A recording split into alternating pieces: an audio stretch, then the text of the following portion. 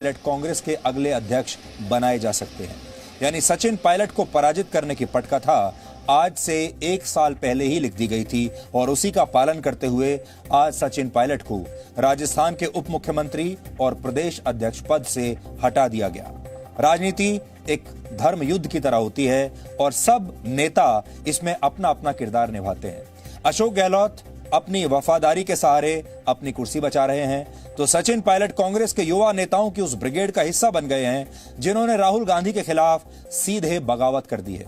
लेकिन बड़ी तस्वीर राजस्थान का राजनीतिक समीकरण नहीं, बल्कि गांधी परिवार का वो डर है जिसकी वजह से ये परिवार अपने आसपास कोई भी चुनौती बर्दाश्त नहीं करता। इसलिए आज इस बड़ी तस्वीर का विश्लेषण जरूरी है।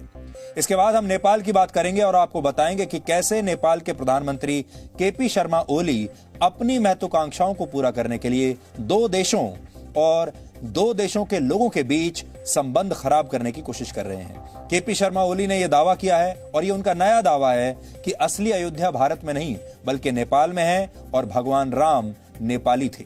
लेकिन आज हम आपको तथ्यों और तस्वीरों के जरिए इस दावे की असलियत बताएंगे और आपको भगवान राम का ग्लोबल रूप दिखाएंगे। श्री राम सिर्फ भारत के लोगों के रोम रोम में नहीं बल्कि दुनिया के बहुत सारे देशों के लोगों के दिल में बसते हैं। यह विश्लेषण देखने के बाद केपी शर्मा ओली को भी समझ में आ जाएगा कि चीन के इशारे पर कलयुग की जो रामायण वो लिख रहे हैं उसमें कोई सच्चाई नहीं है। और आखिर में हम कोरोना वायरस की बात करेंगे। कोरोना वायरस को लेकर विश्व स्वास्थ्य संगठन ने यह चेतावनी दी है कि अभी इस महामारी के मामले में बुरे से बुरा दौर आना बाकी है।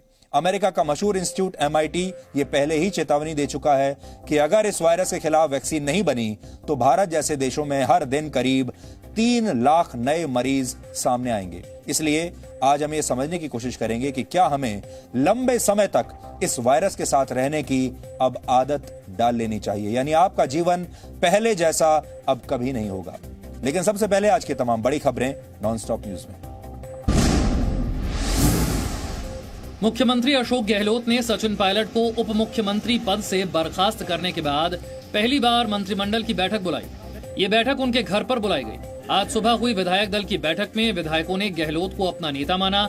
इसके बाद गहलोत ने सचिन पायलट को उप मुख्यमंत्री पद से हटाया और कांग्रेस ने सचिन पायलट की जगह शिक्षा मंत्री गोविंद सिंह डोटासरा को नया प्रदेश अध्यक्ष बनाया। भारतीय जनता पार्टी ने एक साजिश के तहत संपूर्ण बहुमत से राजस्थान की बहादुर जनता द्वारा चुनी गई कांग्रेस की सरकार को अस्थिर कर गिराने की साजिश की है। कांग्रेस ने अभी तक सचिन पायलट को पार्टी से नहीं निकाला है, न ही सचिन पायलट ने अभी तक पार्टी छोड़ने की बात की है। सचिन पायलट को उप मुख्यमंत्री पद और कांग्रेस प्रदेश अध्यक्ष पद से हटाए जाने के विरोध में राजस्थान में 70 से ज्यादा कांग्रेस पदाधिकारियों ने इस्तीफा दे दिया है। इसके बाद सचिन पायलट ने ट्वीट करके कहा है कि आज जितने भी लोगों ने उनका समर्थन किया उन सभी को हार्दिक धन्यवाद और आभार। कांग्रेस में जो वर्तमान परिस्थितियां हैं, काबिलियत लोगों के लिए कोई जगह नहीं और यही एक एक राज्य में देखने को मिल रहा है। मुख्यमंत्री अशोक गहलोत ने सचिन पायलट के साथ उनके 2 समर्थक मंत्रियों विश्वेंद्र सिंह और रमेश मीणा को भी मंत्रिमंडल से बर्खास्त किया है। इसके बाद सचिन ने ट्वीट में कहा था कि सत्य परेशान हो सकता है लेकिन पराजित नहीं। बीजेपी ने कहा है कि अब राजस्थान कांग्रेस 2 हिस्सों में बंट चुकी है। उनका आपस में ही एक दूसरे के वर्चस्व की लड़ाई चल रही है। इनको जनता की परवाह नहीं है। जब से ये सरकार में आए तब से सचिन पायलट ग्रुप और अशोक जी का गहलोत का ग्रुप है, दोनों आमने सामने हैं। भारत और चीन के बीच सीमा पर तनाव को कम करने के लिए पूर्वी लद्दाख के चुशुल में कोर कमांडर स्तर की बैठक जारी है। ये बैठक आज सुबह 11:30 बजे शुरू हुई थी। भारत और चीन वास्तविक नियंत्रण रेखा से सैनिकों के पीछे लौटने पर बातचीत कर रहे हैं। दोनों देशों के बीच कोर कमांडर स्तर की ये चौथी बातचीत चल रही है। चीन ने फिंगर 4 में सैनिकों की संख्या बहुत कम कर दी है, लेकिन भारत ने चीन से साफ कह दिया है कि चीन को फिंगर 4 और फिंगर 8 के बीच के क्षेत्रों से अपनी सेना वापस बुलाकर अप्रैल वाली स्थिति बहाल करनी होगी। श्री राम जन्मभूमि अयोध्या पर नेपाल के प्रधानमंत्री केपी शर्मा ओली के दावों पर वहां के विदेश मंत्रालय ने सफाई दी है। नेपाल के विदेश मंत्रालय ने कहा कि प्रधानमंत्री ओली के बयान का मतलब किसी की आस्था को ठेस पहुंचाना नहीं था। सफाई में नेपाल के विदेश मंत्रालय ने कहा कि ओली के बयान का मतलब अयोध्या के सांकेतिक महत्व और सांस्कृतिक मूल्यों का अपमान करना नहीं था। अपने प्रधानमंत्री के बचाव में नेपाल के विदेश मंत्रालय ने कहा कि श्री राम और उनके स्थान से जुड़े कई मिथक और संदर्भ हैं और ओली सांस्कृतिक भौगोलिकता, रामायण के तथ्य पर हुए अध्ययन और रिसर्च के महत्व पर प्रकाश डाल रहे थे। नेपाल के प्रधानमंत्री ओली ने कल दावा किया था कि भारत का अयोध्या असली नहीं है, नेपाल के अयोध्या के राजकुमार को सीता दी थी। कांग्रेस महासचिव प्रियंका गांधी वाड्रा ने बंगला खाली करने के लिए 2 महीने का वक्त लेने से इनकार कर दिया है। प्रियंका ने केंद्रीय शहरी विकास मंत्री हरदीप सिंह पुरी के ट्वीट का जवाब देते हुए कहा, श्रीमान पुरी, अगर आपको किसी ने फोन किया है तो चिंता के लिए आभार व्यक्त करती हूँ, लेकिन मैंने ऐसा कोई अनुरोध नहीं किया। मैं 1 अगस्त तक बंगला खाली कर दूंगी। केंद्रीय मंत्री हरदीप पुरी ने बताया था कि उन्हें कांग्रेस के कई नेताओं ने फोन करके प्रियंका को बंगला खाली करने के लिए और वक्त देने को कहा था। उसके बाद प्रियंका को बंगला खाली करने के लिए और 2 महीने का वक्त दिया गया है। हरदीप सिंह पुरी ने एक दूसरे ट्वीट में लिखा, कांग्रेस में दबदबा रखने वाले एक नेता ने 4 जुलाई 2020 को दोपहर 12:05 पर मुझे फोन किया और अनुरोध किया कि 35 लोधी एस्टेट वाले बंगले को किसी कांग्रेस नेता को ही आवंटित कर दें ताकि प्रियंका वहां रह सके। कृपया इसे सनसनीखेज न बनाएं। इससे पहले प्रियंका ने कहा था कि उन्होंने बंगला खाली करने का वक्त बढ़ाने के लिए सरकार से कोई अनुरोध नहीं किया, सब फर्जी खबरें हैं। असम में बाढ़ की वजह से अब तक 75 से ज्यादा लोगों की मौत हो चुकी है। असम के 27 जिले के 22 लाख लोग बाढ़ से प्रभावित हैं। बारपेटा जिले में बाढ़ की वजह से हालात सबसे ज्यादा खराब हैं। गुवाहाटी जिले के निचले इलाकों में बाढ़ का पानी भरता जा रहा है। ब्रह्मपुत्र नदी का जलस्तर बढ़ रहा है। राज्य के 20 जिलों में 80 राहत कैंप बनाए गए हैं, जिनमें बाढ़ की वजह से बेघर हुए करीब 61,000 लोग रह रहे हैं। कोरोना वायरस का संक्रमण रोकने के लिए बिहार में 16 जुलाई से 31 जुलाई तक लॉकडाउन रहेगा। बिहार में 16 दिन के लॉकडाउन में आवश्यक सेवाओं को छोड़कर सभी सरकारी और निजी कार्यालय बंद रहेंगे। केंद्रीय स्वास्थ्य मंत्रालय के मुताबिक बिहार में कोरोना संक्रमण के मामले बढ़कर 17,959 हो गए हैं, जिनमें से 1,317 मामले पिछले 24 घंटे में आए। बिहार के गृह विभाग के अंडर सेक्रेटरी उमेश रजक की संक्रमण से मौत हो गई, जबकि गृह विभाग के अपर मुख्य सचिव अमीर सुबहानी भी कोरोना संक्रमित हो गए। पटना के एम्स में 24 घंटे के दौरान 2 डॉक्टरों की मौत कोरोना संक्रमण से हुई है। आज बिहार बीजेपी से जुड़े 75 लोगों की जांच रिपोर्ट पॉजिटिव आई है। उत्तरी बंगाल में आज बीजेपी के 12 घंटे के बंद का मिला जुला असर रहा। पार्टी ने यह बंद उत्तरी दिनाजपुर में बीजेपी विधायक देवेंद्र नाथ रे की संदिग्ध मौत के विरोध में बुलाया था। कई जगहों पर बंद के दौरान पुलिस ने बीजेपी कार्यकर्ताओं को गिरफ्तार भी किया। कुछ जगहों पर बीजेपी और टीएमसी कार्यकर्ताओं में झड़प भी हुई। बीजेपी विधायक देवेंद्र नाथ की संदिग्ध मौत के लिए सीबीआई जांच की मांग को लेकर बीजेपी के एक प्रतिनिधि मंडल ने गृह मंत्री अमित शाह से भी मुलाकात की। ये पूरी तरीके से ममता जी की साजिश है, टीएमसी सरकार की साजिश है कि विपक्ष को कुचलना हिंसा के माध्यम से, और जैसे जैसे चुनाव नजदीक आते जा रहा है हिंसा बढ़ती जा रही है। पश्चिम बंगाल सरकार ने कहा है कि इस केस की जांच सीआईडी को सौंप दी गई है और पुलिस को लगता है कि यह वित्तीय लेन देन से जुड़ा आत्महत्या का मामला हो सकता है। बीजेपी विधायक देवेंद्र नाथ का शव सोमवार को उनके ही घर से कुछ दूर लटका मिला था। भारत में बनने वाली कोरोना वायरस की वैक्सीन का मानव परीक्षण शुरू हो गया है। भारत बायोटेक और सीरम इंस्टीट्यूट नाम की 2 कंपनियां कोरोना वायरस से संक्रमित हजार मरीजों पर अलग अलग वैक्सीन का परीक्षण कर रहे हैं। Indian council for medical research ने दावा किया है कि दुनिया में वैक्सीन बनाने की दौड़ में भारत आगे चल रहा है। जहां तक की वैक्सीन की बात है, इसमें उम्मीद है और प्रयास है और कर्म है इस पवित्र कार्य में, जो हम लोग कोशिश कर रहे हैं कि जल्द से जल्द हो और एक दिन भी वेस्ट ना हो रेगुलेटरी में या अप्रूवल में, एथिक्स में, without compromising on the science and the quality and the ethics part of it. Indian council for medical research का कहना है कि वैक्सीन अगर कोई दूसरा देश बना भी लेता है तो उत्पादन के लिए भारत पर ही निर्भर रहना होगा, क्योंकि भारत ही बड़े पैमाने पर वैक्सीन के उत्पादन में सक्षम है। दुनिया में इस्तेमाल होने वाली 60% वैक्सीन का उत्पादन भारत में होता है। आज कांग्रेस पार्टी ने 43 वर्ष के सचिन पायलट को राजस्थान के उप मुख्यमंत्री पद से हटा दिया है और राजस्थान के प्रदेश अध्यक्ष के तौर पर उनकी कुर्सी भी आज चली गई। इसके अलावा उनके 2 करीबी मंत्रियों को मंत्रिमंडल से बर्खास्त कर दिया गया है और राजस्थान कांग्रेस के दूसरे संगठनों से भी पायलट के करीबी नेताओं को हटा दिया गया है। यानी न सिर्फ पायलट के खिलाफ एक्शन हुआ है, बल्कि उनका साथ देने वाले जो बाकी के नेता थे उनके खिलाफ भी कांग्रेस पार्टी ने अब कड़ी कार्रवाई की है। संदेश साफ है कि सचिन पायलट की और उनके साथियों की अब इस पार्टी में कोई जगह नहीं है। यानी मुख्यमंत्री अशोक गहलोत से राजनीतिक लड़ाई में कांग्रेस ने सचिन पायलट से वो सब कुछ छीन लिया जो पिछले 6-7 वर्षों में अपनी कड़ी मेहनत के दम पर उन्होंने हासिल किया था। लेकिन राजनीति में कहते हैं कि सबसे अहम होती है वफादारी। वफादारी बहुत अहम मानी जाती है और खास तौर पर अगर आप कांग्रेस पार्टी जैसे दल में हैं। और गांधी परिवार से वफादारी के मामले में मुख्यमंत्री अशोक गहलोत का कोई मुकाबला नहीं है। सचिन उनका मुकाबला नहीं कर पाए। राजनीति का राजधर्म कहता है कि यहां हर चीज सत्ता के आसपास घूमती है। यहां पर सही और गलत कोई नहीं होता। यहां पर किसी भी काबिलियत से वफादारी बड़ी मानी जाती है। एक तरफ काबिलियत होगी और दूसरी तरफ वफादारी, तो वफादारी को चुना जाएगा। अशोक गहलोत ने गांधी परिवार के प्रति अपनी निष्ठा हमेशा बनाए रखी और इसी वफादारी के पॉइंट्स के आधार पर अशोक गहलोत को पहले भी मौके मिले और आज भी मौके मिल रहे हैं। एक तरफ यह वफादारी है तो दूसरी तरफ सचिन पायलट की बगावत है। इसलिए जो उम्मीद पहले की जा रही थी वही हुआ।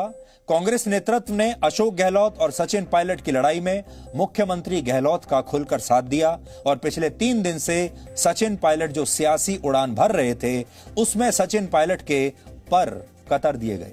उन्हें अभी पार्टी से निकाला तो नहीं गया है, लेकिन अगर यह फैसला भी होता है तो आपको हैरानी नहीं होनी चाहिए। वैसे जो कुछ सचिन पायलट के साथ किया गया है, अगर इसके बाद भी वो कांग्रेस पार्टी में बने रहते हैं तो भी अब उनका कोई भविष्य नहीं है। इसलिए उन्हें खुद ही इस पार्टी से या तो निकल जाना होगा और या फिर इस पार्टी के अंदर रहते हुए लगातार बगावत करनी होगी गांधी परिवार के खिलाफ और नेतृत्व के खिलाफ। ऐसा भी हो सकता है क्योंकि ऐसे बहुत सारे नेता हैं जो पार्टी छोड़ते नहीं हैं, पार्टी के अंदर ही रहते हैं और अपनी पार्टी के खिलाफ बगावत करते रहते हैं। ऐसे लोग आपने देखा होगा बीजेपी में भी हैं। उदाहरण के तौर पर अरुण शौरी बीजेपी छोड़कर नहीं गए लेकिन लगातार बगावत करते रहते हैं। इसी तरह यशवंत सिन्हा भी बीजेपी में हैं। उसी तरह अगर आप देखें तो शत्रुघ्न सिन्हा भी बीजेपी छोड़कर गए नहीं, यही हैं, वो किसी पद पर भी नहीं है और लगातार अपनी पार्टी के खिलाफ बात करते रहते हैं। सचिन पायलट अगर चाहें तो वो भी यही कर सकते हैं, पार्टी छोड़कर नहीं जाएंगे, पार्टी के अंदर रहेंगे और लगातार पार्टी के खिलाफ बात करेंगे। सचिन पायलट पर सख्त कार्रवाई करने वाले इस फैसले के पीछे 2 बातें हो सकती हैं। पहली बात यह है कि कांग्रेस नेतृत्व को मुख्यमंत्री अशोक गहलोत पर पूरा भरोसा होगा कि वो किसी न किसी तरीके से अपनी सरकार बचा लेंगे और कांग्रेस ने शायद ये अंदाजा लगा लिया होगा कि सचिन पायलट ने भले ही बगावत कर दी है लेकिन वो अभी गहलोत सरकार का कुछ बिगाड़ नहीं पाएंगे, फिर भले ही वो बीजेपी के साथ ही क्यों ना चले जाएं। दूसरी बात यह कि कांग्रेस ने शायद ये सोचा होगा कि अगर सचिन पायलट की शर्तें मान ली गई और उन्हें यह जताने का मौका दे दिया गया कि अशोक गहलोत जैसे वरिष्ठ नेता से लड़ाई में सचिन पायलट जीत गए तो फिर पायलट जैसे युवा नेताओं का कद और ज्यादा बढ़ जाएगा और आने वाले दिनों में यह भी हो सकता है कि हर राज्य में सचिन पायलट जैसे नेता सामने आ जाएं और कांग्रेस नेतृत्व को अपने शर्तों पर चलाने लगे। और सबसे बड़ी बात यह है कि कांग्रेस का जो नेतृत्व है यानी गांधी परिवार इसे अपने खिलाफ बगावत मान रहा था और उसे यह लगने लगा कि अगर इस बार सचिन पायलट को छोड़ दिया ऐसे ही तो फिर हमारा खुद का दबदबा इस परिवार का पार्टी से कम हो जाएगा। कांग्रेस अब यह कह रही है कि पार्टी ने सचिन पायलट को इतने वर्षों में क्या नहीं दिया। वो 26 साल की उम्र में सांसद बन गए थे, 32 साल की उम्र में उन्हें केंद्र में मंत्री पद मिल गया था, 40 साल से कम उम्र में उन्हें राजस्थान का प्रदेश अध्यक्ष बना दिया गया और इसके बाद उन्हें उप मुख्यमंत्री पद भी दिया गया। लेकिन बीजेपी की वजह से सचिन पायलट भटक गए और सरकार गिराने की साजिश में जुट गए। यानी कांग्रेस का कहना यह है कि सचिन पायलट जरूरत से ज्यादा महत्वाकांक्षी हो गए। वो और बड़ा बनना चाहते थे, वो शॉर्टकट अपना रहे थे और वो बहुत जल्दबाजी में थे। 42 साल की उम्र में ही वो मुख्यमंत्री भी बन जाना चाहते थे और यही महत्वाकांक्षा उनके खिलाफ चली गई। ऐसा कांग्रेस के नेताओं का मानना है कि सचिन ने बहुत जल्दबाजी दिखाई, थोड़े दिन और इंतजार करना चाहिए था। दूसरी तरफ अगर आप अशोक गहलोत को देखें, अशोक गहलोत बहुत पुराने खिलाड़ी हैं, राजनीति के बहुत सधे हुए खिलाड़ी हैं। अशोक गहलोत राजस्थान के बहुत बड़े नेता हैं, आज के नेता नहीं हैं। एक एक कार्यकर्ता को नाम से जानते हैं और अशोक गहलोत जैसे नेता को उनके पद से हिला देना कोई छोटी मोटी बात नहीं है। वो अच्छी तरीके से जानते हैं। सचिन पायलट अभी उनके सामने बहुत जूनियर खिलाड़ी हैं और सचिन पायलट क्या करने वाले हैं ये अशोक गहलोत को 6 महीने पहले ही पता चल गया था, इसलिए उन्होंने अपनी सारी घेराबंदी पहले से करके रखी थी। सचिन पायलट को एहसान याद दिलाना, उन्हें बीजेपी की साजिश का हिस्सा बताना, उनसे राजनीतिक सत्ता और शक्ति छीन लेना, एक तरह से कांग्रेस ने सचिन पायलट के लिए अपने दरवाजे अब बंद कर दिए हैं। कांग्रेस का दावा है कि पार्टी के केंद्रीय नेतृत्व ने कम से कम 6 बार सचिन पायलट से बात करने की कोशिश की। कई दूसरे नेताओं ने सचिन पायलट को कई बार मनाने की कोशिश की, लेकिन पायलट माने नहीं। आज जयपुर में कांग्रेस विधायक दल की दूसरी बैठक हुई। कल की बैठक में सचिन पायलट और उनके समर्थक विधायक नहीं गए थे। कांग्रेस ने कहा था कि सचिन पायलट को दूसरा मौका दिया जा रहा है जिससे वो विधायक दल की बैठक में शामिल हों, लेकिन वो आज भी इस बैठक में नहीं गए। कांग्रेस ने पहले ही सचिन पायलट पर कार्रवाई करने का मन बना लिया था और वो उन्होंने आज कर दी। विधायक दल की बैठक में पार्टी विरोधी गतिविधियां करने वाले नेताओं पर कार्रवाई करने के लिए कहा गया और इसी के बाद कांग्रेस ने मीडिया के कैमरों के सामने आकर सचिन पायलट और उनके करीबी लोगों पर कार्रवाई का ऐलान कर दिया।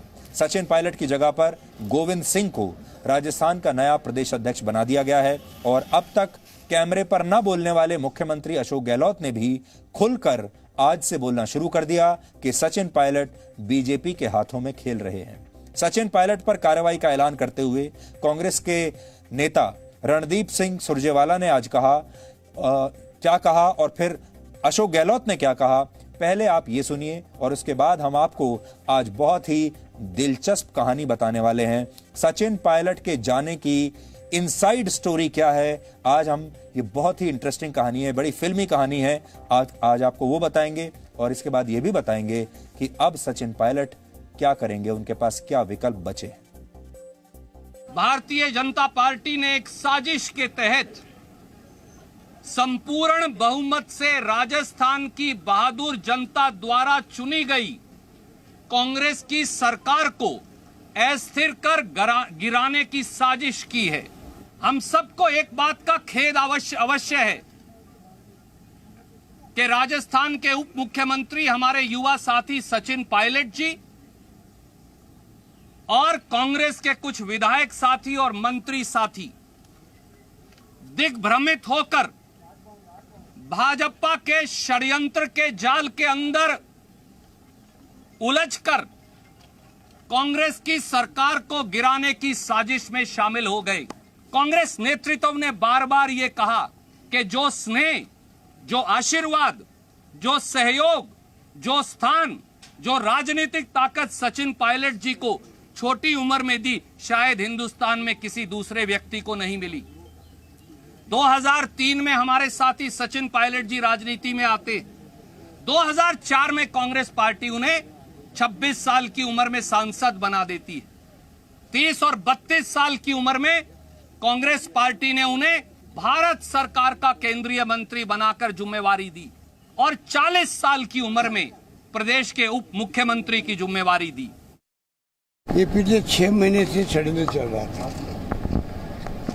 और हम सबको जानकारी थी कि ये षड्यंत्र बहुत बड़ा है और स्टडिंग हो रही है और ये चलता रहा और जो स्थिति आज पहुंची उसी कारण पहुंची है। हमारे कुछ साथी गुमराह होकर के चले गए दिल्ली के अंदर। उन्होंने जो कुछ भी खेल खेला था जनबल के आधार पर, जैसे कर्नाटका के अंदर, मध्य प्रदेश के अंदर, राजस्थान वही करना चाहते थे वो लोग। खुला खेल था और मैं समझता हूँ कि खुले खेल में वो लोग मार खा गए। प्रदेश कांग्रेस के अध्यक्ष जो हमारे पहले थे पायलट साहब, उनके हाथ में कुछ नहीं वहाँ पर। वो तो खुद ही वहाँ पे पूरी कुनबा जो है वो बीजेपी के हाथों में खेल रहे हैं। क्योंकि उनका जो रवैया रहा है 3 महीने से 6 महीने से, आप देखते आ बैल मुरे मार जो कहावत है, उस रूप में पेश किया अपना आप। रोज ट्वीट करते हैं, रोज स्टेटमेंट देते रहते हैं। 20 लोगों ने पार्टी नहीं उड़ती है। आज जो खेल उन्होंने खेला है 2 दिन 3 दिन से, आप बताइए 122 लोग हमारे पास में हैं, 107 कांग्रेस के हैं। आप समझ रहे 2-3 कितने होते हैं? तो इन्होंने क्यों ये खेल खेला? और आप ब्लैकमेल कर रहे हो। तो वैसे तो अशोक गहलोत एक ऐसे राजनेता हैं जो ज्यादा मीडिया से बात नहीं करते, ज्यादा बयानबाजी भी नहीं करते, लेकिन आज ये कार्रवाई करने के बाद, सचिन पायलट को हटाने के बाद वो काफी देर तक मीडिया से बोलते रहे और आपने देखा होगा आज काफी उत्साहित भी वो लग रहे हैं, क्योंकि इस पहले राउंड में अशोक गहलोत जीत गए। कहने के लिए हमारे यहां जनता की सेवा करना ही राजधर्म माना जाता है, लेकिन राजनीति में सत्ता हासिल करना और सत्ता को बचाना ही नेताओं का असली राजधर्म होता है, और यही राजस्थान की राजनीति में भी हो रहा है। मुख्यमंत्री अशोक गहलोत किसी भी कीमत पर अपनी सत्ता बचाना चाहते हैं और सचिन पायलट किसी भी कीमत पर गहलोत से सत्ता छीनना चाहते हैं, क्योंकि इसी से वो अपनी शक्ति दिखा पाएंगे। उप मुख्यमंत्री पद और प्रदेश अध्यक्ष पद से हटाए जाने के बाद सचिन पायलट ने कहा कि सत्ता को परेशान किया जा सकता है, लेकिन पराजित नहीं। उन्होंने ये ट्वीट किया है, छोटा सा ट्वीट है, आप देख सकते हैं, सत्ता को परेशान किया जा सकता है, पराजित नहीं। ये उनकी पहली प्रतिक्रिया थी जो उन्होंने ट्विटर के माध्यम से दी। अब इसका मतलब यही है कि सचिन पायलट लंबी लड़ाई लड़ने के लिए तैयार हैं, क्योंकि पार्टी में रहकर अशोक गहलोत को हराने का अब उनके पास कोई चांस बचा नहीं है।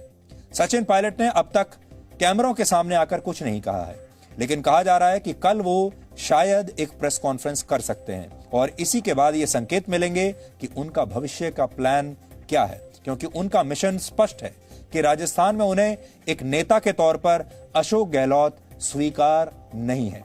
अब उनके सामने रास्ता यही है कि या तो वो गहलोत सरकार को गिराने में अपनी पूरी ताकत लगाएं या फिर सही वक्त का इंतजार करें, क्योंकि फिलहाल अशोक गहलोत भले ही कितनी ही कमजोर स्थिति में हों, लेकिन उनकी सरकार गिराना सचिन पायलट के लिए आसान बिल्कुल नहीं है। जैसा हम पहले से बता रहे हैं कि अशोक गहलोत बहुत पुराने खिलाड़ी हैं, उनसे जीतना इतना आसान नहीं है।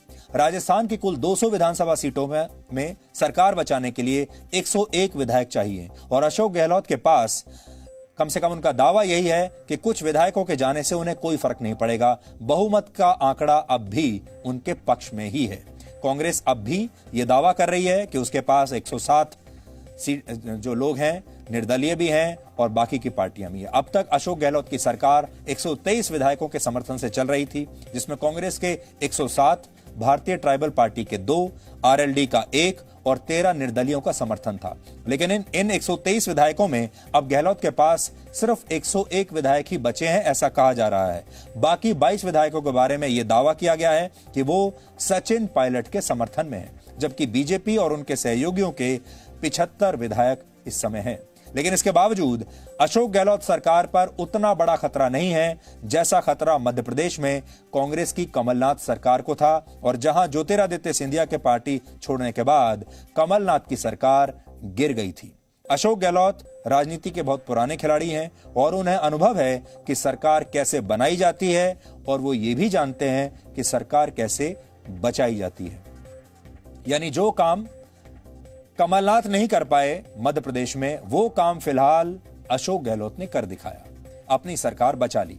राजस्थान में जिस भारतीय ट्राइबल पार्टी के 2 विधायकों का समर्थन गहलोत सरकार को था, उसके 1 विधायक राजकुमार रावत ने आज ये आरोप लगाया कि पुलिस उन्हें कहीं भी जाने नहीं दे रही है और उन्हें एक तरह से बंधक बना लिया गया है। आप देखिए वो क्या कह रहे हैं। आज मैं राजस्थान विधानसभा का 84 विधानसभा क्षेत्र से विधायक हूँ और वर्तमान में जो राजस्थान में स्थिति पैदा हो चुकी है, अभी ये हाल है कि हमें एक तरह से कैद कर रखा है, क्योंकि आज 3 दिन हो गए हमारे एमएलए क्वार्टर पे थे, कई लोग कह रहे हमारे साथ चलो हमारे साथ चलो, और आज पुलिस प्रशासन की 3 से 4 गाड़ियां हमारे साथ लगी है। मैं क्षेत्र के लिए निकला, लेकिन वो लोग निकलने नहीं दे रहे हैं और चारों तरफ गाड़ियां लगा दी है और मेरी गाड़ी की चाबी भी ले ली गई है और दोनों तरफ ये पुलिस लगी हुई है।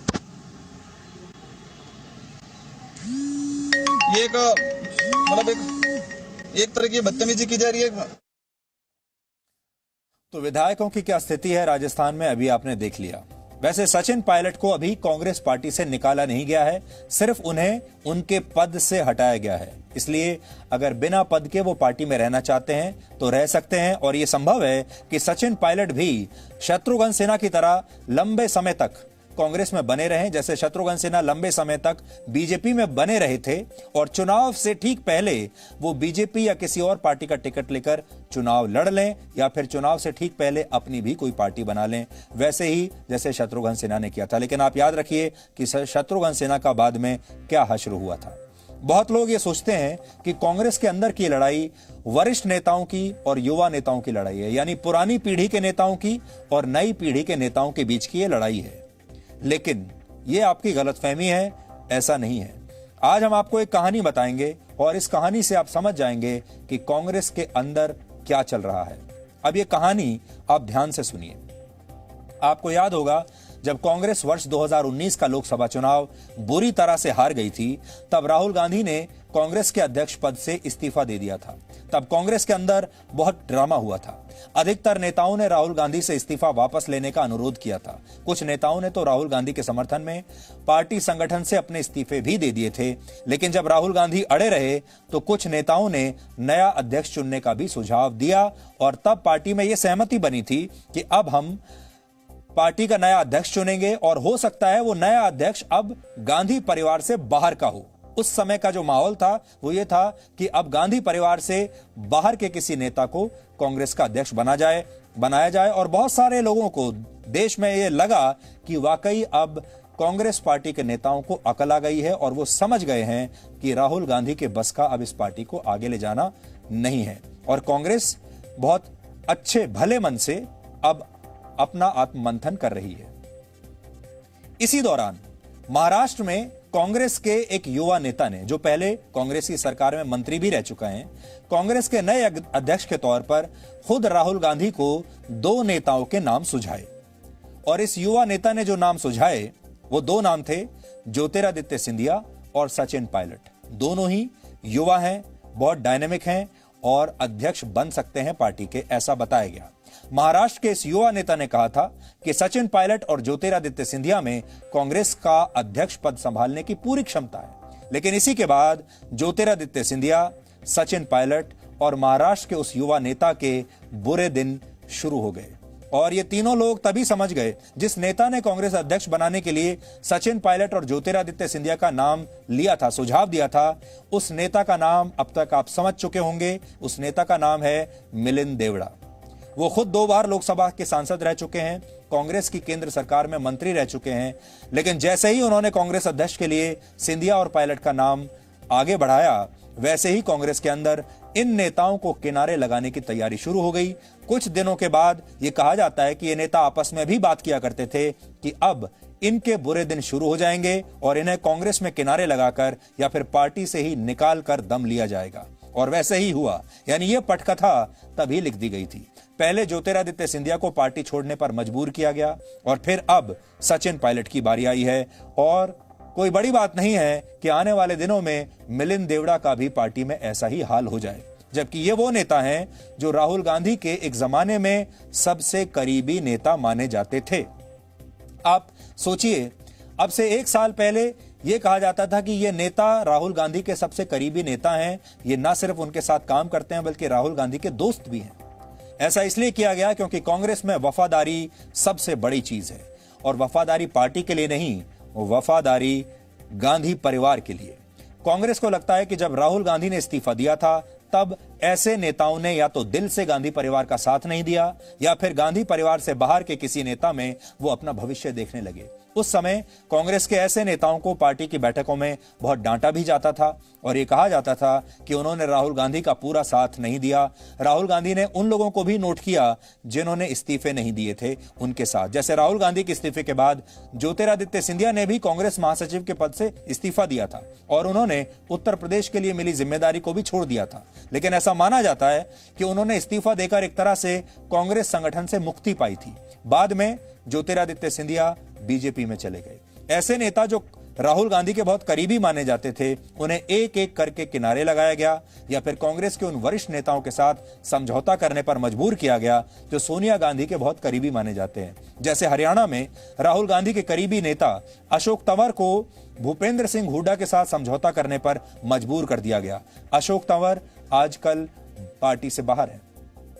इसी तरह से महाराष्ट्र में मिलिंद देवड़ा, संजय निरुपम, उत्तर प्रदेश में जितिन प्रसाद जैसे नेता जिनके पास अब कोई काम नहीं है, पार्टी के संगठन में इन नेताओं को कोई महत्व नहीं दिया जाता। हरियाणा में दीपेंद्र हुड्डा को भी एक जमाने में किनारे लगा दिया गया था, आपको याद होगा, लेकिन उन्हें अपने पिता की वजह से और क्योंकि हरियाणा में इस समय वो बहुत मजबूत स्थिति में है और हरियाणा में बहुत अच्छा उन्होंने काम करके दिखाया, इसलिए उन्हें राज्यसभा की सीट इस बार कांग्रेस की तरफ से मिल गई। हालांकि अगर वो अपनी ताकत न दिखाते कांग्रेस पार्टी को हरियाणा में तो ये सीट भी उन्हें न मिलती। लेकिन आप चाहे मिलिंद देवड़ा की बात कर लीजिए, चाहे दीपेंद्र हुड्डा की बात कर लीजिए, सचिन पायलट की बात कर लीजिए और ज्योतिरादित्य सिंधिया की बात कर लीजिए, जितिन प्रसाद की बात कर लीजिए, इन सब में कॉमन चीज क्या है? इन सब में कॉमन ये है कि ये सारे लोग युवा हैं, ये सारे लोग आगे चलकर राजनीति की लंबी पारी खेल सकते हैं और ये सारे लोग आगे चलकर राहुल गांधी को चुनौती भी दे सकते हैं। हालांकि एक बात यह भी है कि राहुल गांधी खुद गांधी परिवार वंशवाद का सबसे पुराना बरगद का पेड़ है और ये सारे नेता जिनकी हम बात कर रहे हैं ये भी वंशवाद की वजह से ही यहां पर हैं, जहां से ये वंशवाद की वजह से ही आज जहां पहुंचे हैं वहां पर आए हैं। यहां दिलचस्प बात यह है कि 2019 में कांग्रेस अध्यक्ष पद से राहुल गांधी के इस्तीफे के बाद करीब 2 महीने तक कांग्रेस के अंदर ड्रामा चला कि किसे अध्यक्ष बनाया जाए और इसके बाद भी नए अध्यक्ष पर कोई फैसला नहीं हो पाया और 2 महीने बाद ही सोनिया गांधी को अंतरिम अध्यक्ष बनाकर फिर से कांग्रेस का नेतृत्व दे दिया गया। तब से सोनिया गांधी ही कांग्रेस की अंतरिम अध्यक्ष बनी हुई हैं और अब तक कांग्रेस को नया अध्यक्ष नहीं मिला है। यानी ये पूरी दुनिया को उनकी आंखों में धूल झोंकने वाली बात थी। ये एक तरह का नाटक था और ड्रामा था, लोगों को यह बताने का कि हम लोकतांत्रिक तरीके से नया अध्यक्ष ढूंढ रहे हैं, जबकि मंशा ऐसी थी ही नहीं। और अब आप देखिएगा थोड़े दिन के बाद राहुल गांधी फिर से पार्टी के अध्यक्ष बन जाएंगे। इसलिए अशोक गहलोत और सचिन पायलट का टकराव सिर्फ राजस्थान में सत्ता की लड़ाई नहीं है, ये तो उसकी बहुत छोटी पिक्चर है, छोटी तस्वीर है। ये कांग्रेस की लड़ाई है, कांग्रेस के भविष्य की लड़ाई है जो पिछले 1 साल से अंदर ही अंदर चल रही थी। बताया जाता है कि सचिन पायलट ने कांग्रेस नेतृत्व के सामने जो शर्तें रखी थी उनमें वो वित्त और गृह मंत्रालय देने की मांग कर रहे थे और ये कह रहे थे कि विधानसभा चुनाव से 1 साल पहले उन्हें मुख्यमंत्री भी बनाया जाए। लेकिन अशोक गहलोत इसके लिए तैयार नहीं हुए और कांग्रेस नेतृत्व ने भी अशोक गहलोत की बात ही मानी क्योंकि वो उन पर ज्यादा भरोसा करते हैं। हालांकि समीकरण कैसे बनते हैं और बिगड़ते हैं आप देख लीजिए। 1 साल पहले तक सचिन पायलट राहुल गांधी के ज्यादा करीबी माने जाते थे, अशोक गहलोत राहुल गांधी के इतने करीबी नहीं माने जाते थे। लेकिन अब समीकरण बदल चुके हैं। पिछले कुछ दिनों से कांग्रेस के कई नेता सचिन पायलट से हमदर्दी जता रहे हैं, कुछ नेता इस पूरे मामले पर दुख जता रहे हैं और कुछ नेता पार्टी को सावधान कर रहे हैं। इनमें जितिन प्रसाद, प्रिया दत्त, कपिल सिब्बल, अभिषेक मनु सिंघवी और शशि थरूर जैसे नेता शामिल हैं। जितिन प्रसाद और प्रिया दत्त जैसे नेताओं ने खुलकर आज सचिन पायलट का समर्थन किया है और कहा है कि सचिन पायलट ने पार्टी के लिए जो मेहनत की उस मेहनत से कोई इनकार नहीं कर सकता और महत्वाकांक्षी होना बुरी बात नहीं है। लेकिन सवाल यह है कि कांग्रेस नेतृत्व से सीधे सवाल अब पूछेगा कौन और कौन पूछेगा कि सचिन पायलट जैसे युवा नेताओं को क्यों किनारे लगा दिया गया। राहुल गांधी के लिए कांग्रेस में ज्यादातर नेता कहते हैं कि उन्हें अध्यक्ष पद फिर से संभालना चाहिए और बताया जाता है कि कांग्रेस में इसकी तैयारी पूरी भी हो गई है और राहुल गांधी बहुत जल्द दोबारा से कांग्रेस के अध्यक्ष बन जाएंगे। लेकिन राहुल गांधी से कांग्रेस का कोई नेता यह कभी नहीं पूछता कि जब उनके नेतृत्व में कांग्रेस को लगातार इतनी सारी हार मिली हैं तो फिर क्यों उन्हीं को फिर से अध्यक्ष पद पर लाने के लिए इतना जोर डाला जा रहा है। राहुल गांधी 2017 में कांग्रेस के अध्यक्ष बने थे, तब से 2019 के लोकसभा चुनाव तक उनके नेतृत्व में कांग्रेस ने लोकसभा और विधानसभा को मिलाकर करीब 15 चुनाव लड़े और इनमें से 11 चुनाव कांग्रेस हार गई, सिर्फ 4 चुनाव ही कांग्रेस जीती थी। वहीं अगर सचिन पायलट का नेतृत्व देखें तो उन्हें 2014 में राजस्थान में कांग्रेस का अध्यक्ष पद दिया गया। 4 साल के अंदर 2018 के विधानसभा चुनाव में सचिन पायलट ने कांग्रेस की सत्ता में वापसी करवाई और कांग्रेस को पहली बार विधानसभा में 100 सीटें दिलवाई। हालांकि 2019 के लोकसभा चुनाव में राजस्थान में कांग्रेस कोई सीट नहीं जीत पाई और सभी 25 लोकसभा सीटें बीजेपी और उसके सहयोगी दलों ने जीत ली थी। लेकिन इसकी जिम्मेदारी सचिन पायलट से ज्यादा मुख्यमंत्री अशोक गहलोत की मानी जाएगी, क्योंकि मुख्यमंत्री बनने के बाद से राजस्थान में अशोक गहलोत की बात ही मानी जाती थी और टिकटों में भी अशोक गहलोत की ही चली। यानी देखा जाए तो सचिन अपनी जिम्मेदारियों पर खरे उतरे हैं। उनका ट्रैक रिकॉर्ड राहुल गांधी के मुकाबले कहीं बेहतर है और उनके नेतृत्व में कांग्रेस को मिली चुनावी सफलता का प्रतिशत राहुल गांधी से कहीं ज्यादा है। लेकिन राहुल गांधी बहुत बड़े परिवार से आते हैं, बहुत बड़े खानदान से आते हैं। सचिन पायलट उतने बड़े राजनीतिक खानदान से नहीं आते हैं। उनकी तो सिर्फ दूसरी पीढ़ी है, क्योंकि वो राजेश पायलट के पुत्र हैं और राजेश पायलट भी बड़ी मेहनत से इस पार्टी में यहां तक पहुंचे थे।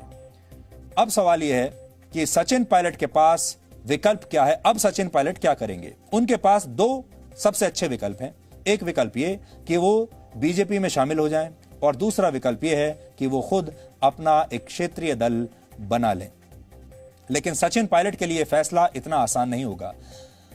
यहां दो उनकी परेशानियां हैं, क्योंकि वो ज्योतिरादित्य सिंधिया की तरह सरकार नहीं गिरा पाए अशोक गहलोत की, क्योंकि उनके पास अभी इतनी बड़ी संख्या नहीं है विधायकों की कि वो कोई बड़ा उलटफेर कर सकें।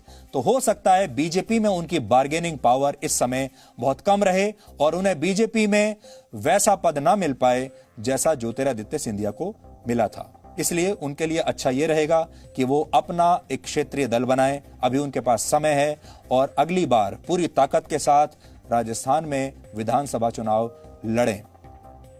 और सबसे अच्छी बात यह रहेगी कि आजकल आपने देखा होगा सारे नेता जो कांग्रेस के बाहर निकल रहे हैं, दूसरे दलों के भी, वो बीजेपी में जा रहे हैं। इसका मतलब यह है कांग्रेस पार्टी ने पहले ही इस देश में विपक्ष को बहुत कमजोर कर दिया है और जब तक राहुल गांधी हैं, विपक्ष नाम की कोई चीज इस देश में रहेगी नहीं। इसलिए सचिन पायलट जैसे लोगों के लिए बहुत जरूरी है, उनके जैसे ईमानदार और उनके जैसे युवा लोगों के लिए, नेताओं के लिए जरूरी है कि वो बीजेपी में शामिल ना होकर अपनी पार्टी बनाएं और एक अच्छे विपक्ष की भूमिका निभाएं और उनके जरिए इस देश में एक सशक्त विपक्ष उभर कर सामने आए। यानी जो जिम्मेदारी राहुल गांधी नहीं निभा पा रहे हैं एक सशक्त विपक्ष का, वो जिम्मेदारी सचिन पायलट जैसे नेता कर सकते हैं। हालांकि ज्योतिरादित्य सिंधिया ने यह रास्ता नहीं चुना, उन्होंने आसान रास्ता चुन लिया और वो सिर्फ एक राज्यसभा सीट के लिए बीजेपी में चले गए। लेकिन ऐसे लोगों को अपनी पार्टी बनानी चाहिए थी और एक शानदार मजबूत विपक्ष खड़ा करना चाहिए था। सचिन पायलट गुर्जर समुदाय से आते हैं और वो मूल रूप से राजस्थान के नहीं हैं, बल्कि उत्तर प्रदेश में गाजियाबाद के हैं। राजस्थान में गुर्जर वोट बैंक की हिस्सेदारी करीब 5% है, जबकि राजस्थान की राजनीति मूल रूप से जाट वोट बैंक पर आधारित रहती है, क्योंकि राजस्थान में जाट वोटरों की संख्या करीब 10% है। इसलिए सचिन पायलट के लिए ये राह भी आसान नहीं होगी। अगर वो ये सोचते हैं कि वो सिर्फ एक समुदाय के नेता बनकर आगे बढ़ पाएंगे तो मुश्किल होगा। वो एक समुदाय के नेता बनकर आगे नहीं जा सकते, उन्हें बहुत सारे समुदायों का नेता बनना पड़ेगा, उन्हें देश का नेता बनना पड़ेगा, उन्हें युवाओं का नेता बनना होगा, किसानों का नेता बनना होगा, पिछड़ों का नेता बनना होगा और तब कहीं जाकर वो एक बड़े नेता के रूप में अपने आप को स्थापित कर पाएंगे। इसके लिए उन्हें खुद को राजस्थान की नब्ज पहचानने वाला नेता साबित करना होगा, किसानों का नेता बनना होगा और हो सके तो राजस्थान की सीमाओं से बाहर भी निकलना होगा। सचिन पायलट की दूसरी परेशानी यह है कि वो ज्योतिरादित्य सिंधिया की तरह सरकार गिराने की स्थिति में नहीं है, इसलिए उनकी बीजेपी में बार्गेनिंग पावर सिंधिया जैसी नहीं होगी। इसलिए जो कांग्रेस के जो युवा नेता पार्टी छोड़ रहे हैं, उनके लिए सबसे अच्छा यह रहेगा कि वो अपनी स्वयं की पार्टी बनाएं, ताकि देश को एक मजबूत विपक्ष मिले। एक पार्टी छोड़कर दूसरी पार्टी में जाना बहुत आसान रास्ता है। अपने पुराने बयानों को भूल जाना बहुत आसान रास्ता है, अपनी विचारधारा को भूल जाना बहुत आसान रास्ता है। एक जमाने में जिसकी तारीफें किया करते थे, उसके बारे में अपशब्द बोलना अब बहुत आसान रास्ता है। और अपना दल बनाना, अपने सिद्धांतों के आधार पर राजनीति करना, यह बहुत मुश्किल रास्ता है और ज्यादातर नेता इस मुश्किल रास्ते पर चलना नहीं चाहते। लेकिन सचिन से हमारी ये उम्मीद होगी, देश की भी उम्मीद होगी सचिन पायलट से, कि वो आसान नहीं मुश्किल रास्ता अपनाएं और अपनी पार्टी बनाएं और उस मुश्किल रास्ते पर चलते हुए, लंबे रास्ते पर चलते हुए, क्योंकि यह रास्ता मुश्किल भी होगा, लंबा भी होगा, समय तो लगेगा, लेकिन उन्हें इसके नतीजे जरूर मिलेंगे। कांग्रेस में काबिलियत का महत्व नहीं है, कांग्रेस में एक परिवार के प्रति वफादारी का महत्व है और यही वजह है कि अशोक गहलोत सचिन पायलट पर भारी पड़ गए। आज ज्योतिरादित्य सिंधिया ने क्या कहा और बीजेपी के नेताओं ने सचिन पायलट के बारे में क्या संकेत दिए हैं, ये प्रतिक्रिया सुनकर आपको बहुत सारी बातें अपने आप समझ में आ जाएंगी। मैंने ये पहले भी कहा है, आज भी कहूं, कांग्रेस में जो वर्तमान परिस्थितियां हैं, काबिलियत लोगों के लिए कोई जगह नहीं और यही एक एक राज्य में देखने को मिल रहा है। कोई भी जनाधार वाला व्यक्ति यदि भारतीय जनता पार्टी या किसी भी पॉलिटिकल पार्टी में आता है तो सभी लोग उसका स्वागत करते हैं, अपने साथ में जुड़े, हमारा जनाधार बढ़े। आज भारतीय जनता पार्टी का कुनबा इतना बड़ा हुआ है, हमारी विचारधारा पे कदम करते हुए प्रत्येक व्यक्ति जो हमारे साथ में काम करने के लिए आएगा, निश्चित ही हम उसका बाहें पसार करके स्वागत करेंगे। ये तो सामान्य प्रक्रिया। कांग्रेस का इतिहास रहा है, जो वहां सक्षम होता है उनको दरकिनार करने का, और ये अंतरकलह कांग्रेस का जो है ये इसको ले डूबेगा। ये अभी तो शुरुआत है।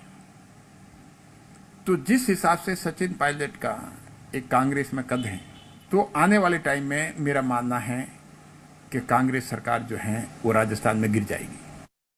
विनाश काले विपरीत बुद्धि, कांग्रेस विनाश की तरफ बढ़ रही है। कांग्रेस अपने ही नेताओं को अपमानित करती है। झगड़ा अशोक गहलोत और सचिन पायलट का नहीं है, झगड़ा है कि राहुल जी प्रियंका जी के सामने कोई टैलेंटेड युवा नेता आगे न बढ़ जाए, इसलिए उसके पड़कतरो।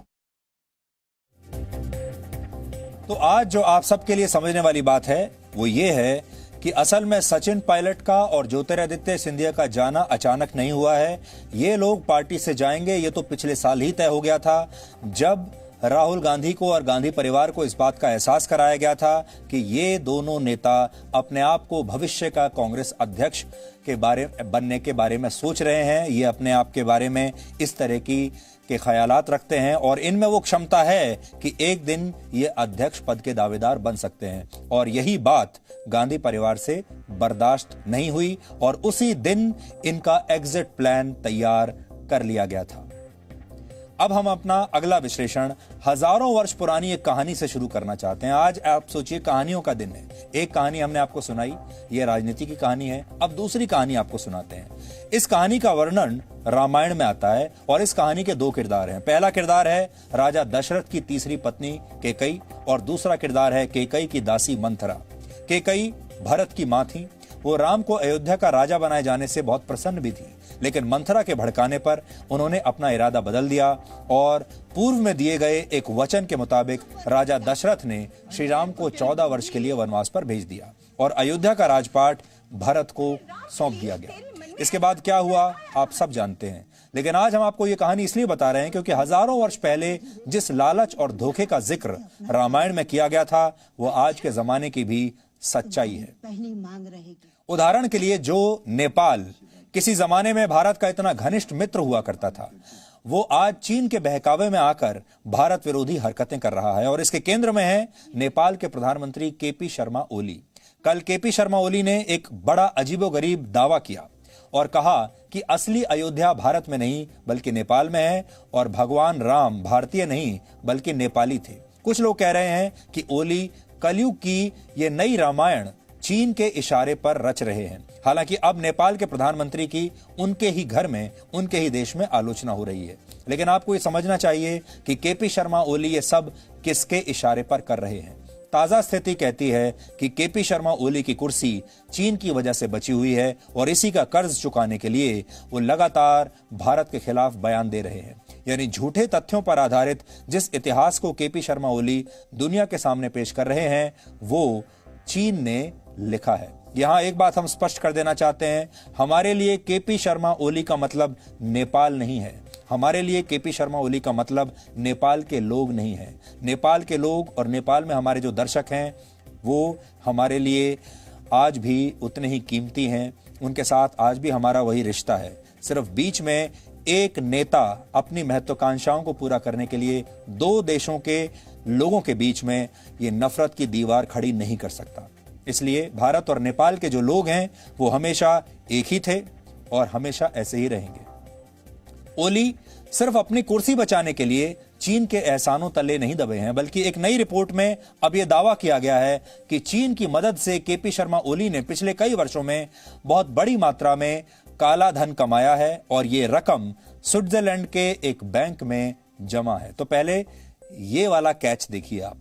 अंतर्राष्ट्रीय राजनीति से जुड़े खुलासे करने वाली एक संस्था ग्लोबल वॉच एनालिसिस के मुताबिक वर्ष 2015 और 16 में जब केपी शर्मा ओली पहली बार नेपाल के प्रधानमंत्री बने थे तो उन्होंने कंबोडिया के टेलीकॉम सेक्टर में निवेश किया था और इसमें नेपाल में चीन के तत्कालीन राजदूत और नेपाल छोड़कर जा चुके एक व्यापारी ओंग शेरिंग शेरपा ने उनकी मदद की थी।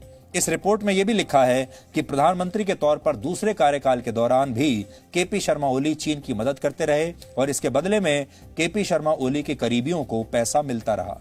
यह दावा किया गया है कि वर्ष 2018 में नेपाल की सरकारी दूरसंचार कंपनी को नजरअंदाज करके चाइना सर्विस कम्युनिकेशन नामक चीन की कंपनी को प्रधानमंत्री कार्यालय में एक डिजिटल एक्शन रूम बनाने का ठेका दिया गया था।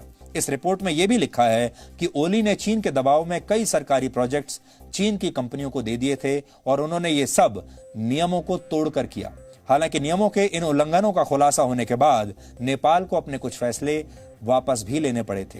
इस रिपोर्ट में नेपाल सरकार द्वारा भ्रष्टाचार के कई और मामलों का जिक्र करते हुए कहा गया है कि पिछले कुछ वर्षों में नेपाल के प्रधानमंत्री केपी शर्मा ओली की संपत्ति में काफी इजाफा हुआ है और स्विट्जरलैंड के एक बैंक की जिनेवा ब्रांच में केपी शर्मा ओली और उनकी पत्नी राधिका शाक्य के नाम पर लगभग 41 करोड़ रुपए जमा हैं। सोच लीजिए, फिर से बता रहे हैं, 41 करोड़ रुपए स्विट्जरलैंड में जमा है।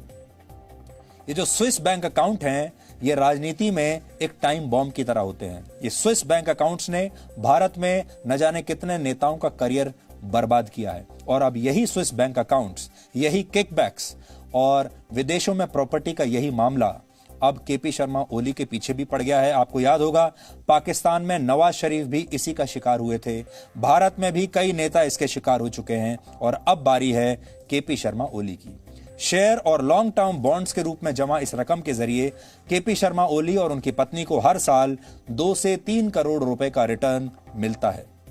लेकिन यहां हम एक बात साफ साफ कर कह देना चाहते हैं कि हम इस रिपोर्ट में किए गए दावों की पुष्टि स्वयं नहीं कर सकते। ये इस रिपोर्ट में कहा गया है, लेकिन जब हमने इस रिपोर्ट के अलावा दूसरी अंतर्राष्ट्रीय रिपोर्ट्स का भी विश्लेषण किया तो एक बात साफ हो गई कि चीन आर्थिक रूप से कमजोर ऐसे देशों का पूरा फायदा उठाता है जहां सत्ता में बैठे लोग भ्रष्टाचार में लिप्त होते हैं और इन्हीं के जरिए चीन धीरे धीरे उस देश की अर्थव्यवस्था पर पूरी तरह से कब्जा कर लेता है और हो सकता है कि नेपाल के मामले में भी यही हुआ हो। अब लौटकर एक बार फिर से रामायण पर आते हैं। रामायण का एक मशहूर प्रकरण है जिसके मुताबिक रावण का साथी मारीच एक सुंदर हिरण का रूप धारण करता है और सीता उसका रूप देखकर मंत्र मुग्ध हो जाती है और सीता के कहने पर श्री राम उस हिरण को पकड़ने चले जाते हैं। इसके बाद लक्ष्मण राम की खोज में निकलते हैं और रावण वेश बदलकर सीता को लक्ष्मण रेखा पार करने पर मजबूर कर देता है। इसके बाद रावण सीता का अपहरण करता है और यही घटना राम और रावण के बीच युद्ध की वजह बनती है।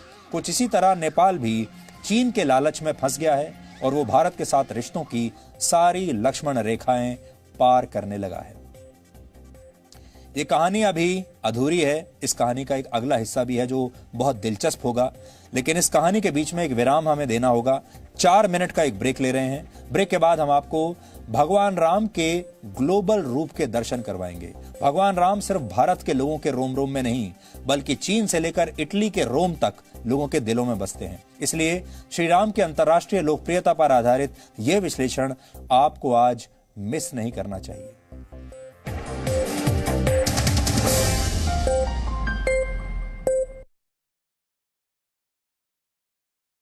दूसरे जगह ढूंढते हैं, लेकिन अगर सिंपलिस्टिकली अगर अपने आप से समझें तो आपको अपनी बात का जवाब अपने पास ही मिलेगा।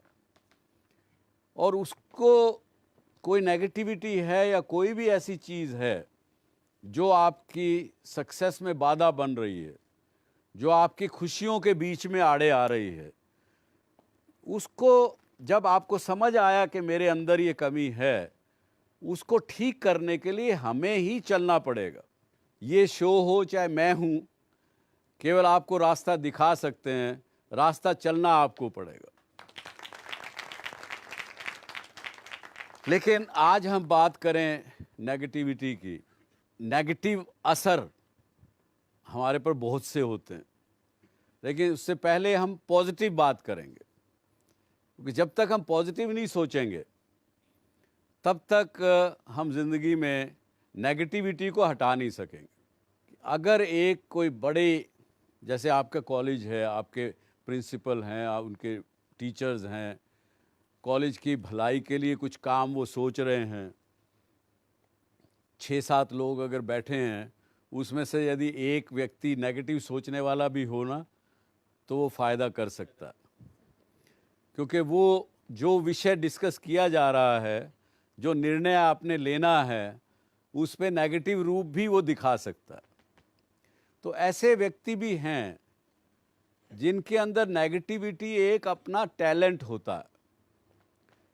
उसको नेगेटिव मतलब बहुत एक बुराई के रूप में नहीं सोच के, अगर ये सोचें कि उसके अंदर एक ये टैलेंट है जो कि जन्म से उनको मिला है, तो ऐसे इंसान अच्छे सिक्योरिटी ऑफिसर हो सकते हैं, वो अच्छे एनालिस्ट हो सकते हैं। किसी बात को एनालाइज करना हो तो उसको एनालिसिस ठीक से करके आपके सामने रख सकते हैं। वो लोग जो बिज़नेस के अंदर कोई फेलियर होने वाला है उसको पहले देख सकते हैं, क्योंकि नेगेटिव बात सोचेंगे, नेगेटिव क्वेश्चन करेंगे। तो इस प्रकार के रोल में यदि नेगेटिव सोचने वाला व्यक्ति लगाया जाए तो वहाँ पे वो एसेट हो सकता है। लेकिन नेगेटिविटी की कुछ अच्छाइयाँ भी हैं, ये भी हमको सोच के चलना पड़ेगा। और कभी आपको लगे कि मेरे अंदर नेगेटिविटी कुछ है आपके अपने अंदर, उसको स्ट्रेंथ में कैसे बदला जाए, ये भी जान लेना बहुत ज़रूरी होगा। No signal, no worry. Presenting Z News app with live TV, latest updates and expert opinion. Available on Google Play and App Store. Download it now.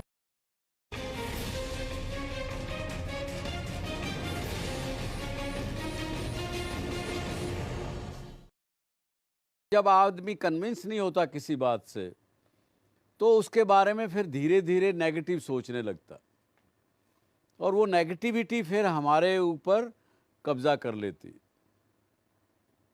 तो इसका इलाज बड़ा सिंपल है। आज ज़िंदगी हमारी बड़ी सिंपल है, लेकिन क्योंकि वातावरण इस प्रकार का बन गया, वेस्टेड इंटरेस्ट इतने चारों तरफ हमारे हैं, लोग एक्सप्लॉयटेशन की नीतियाँ चारों तरफ ऐसी हैं,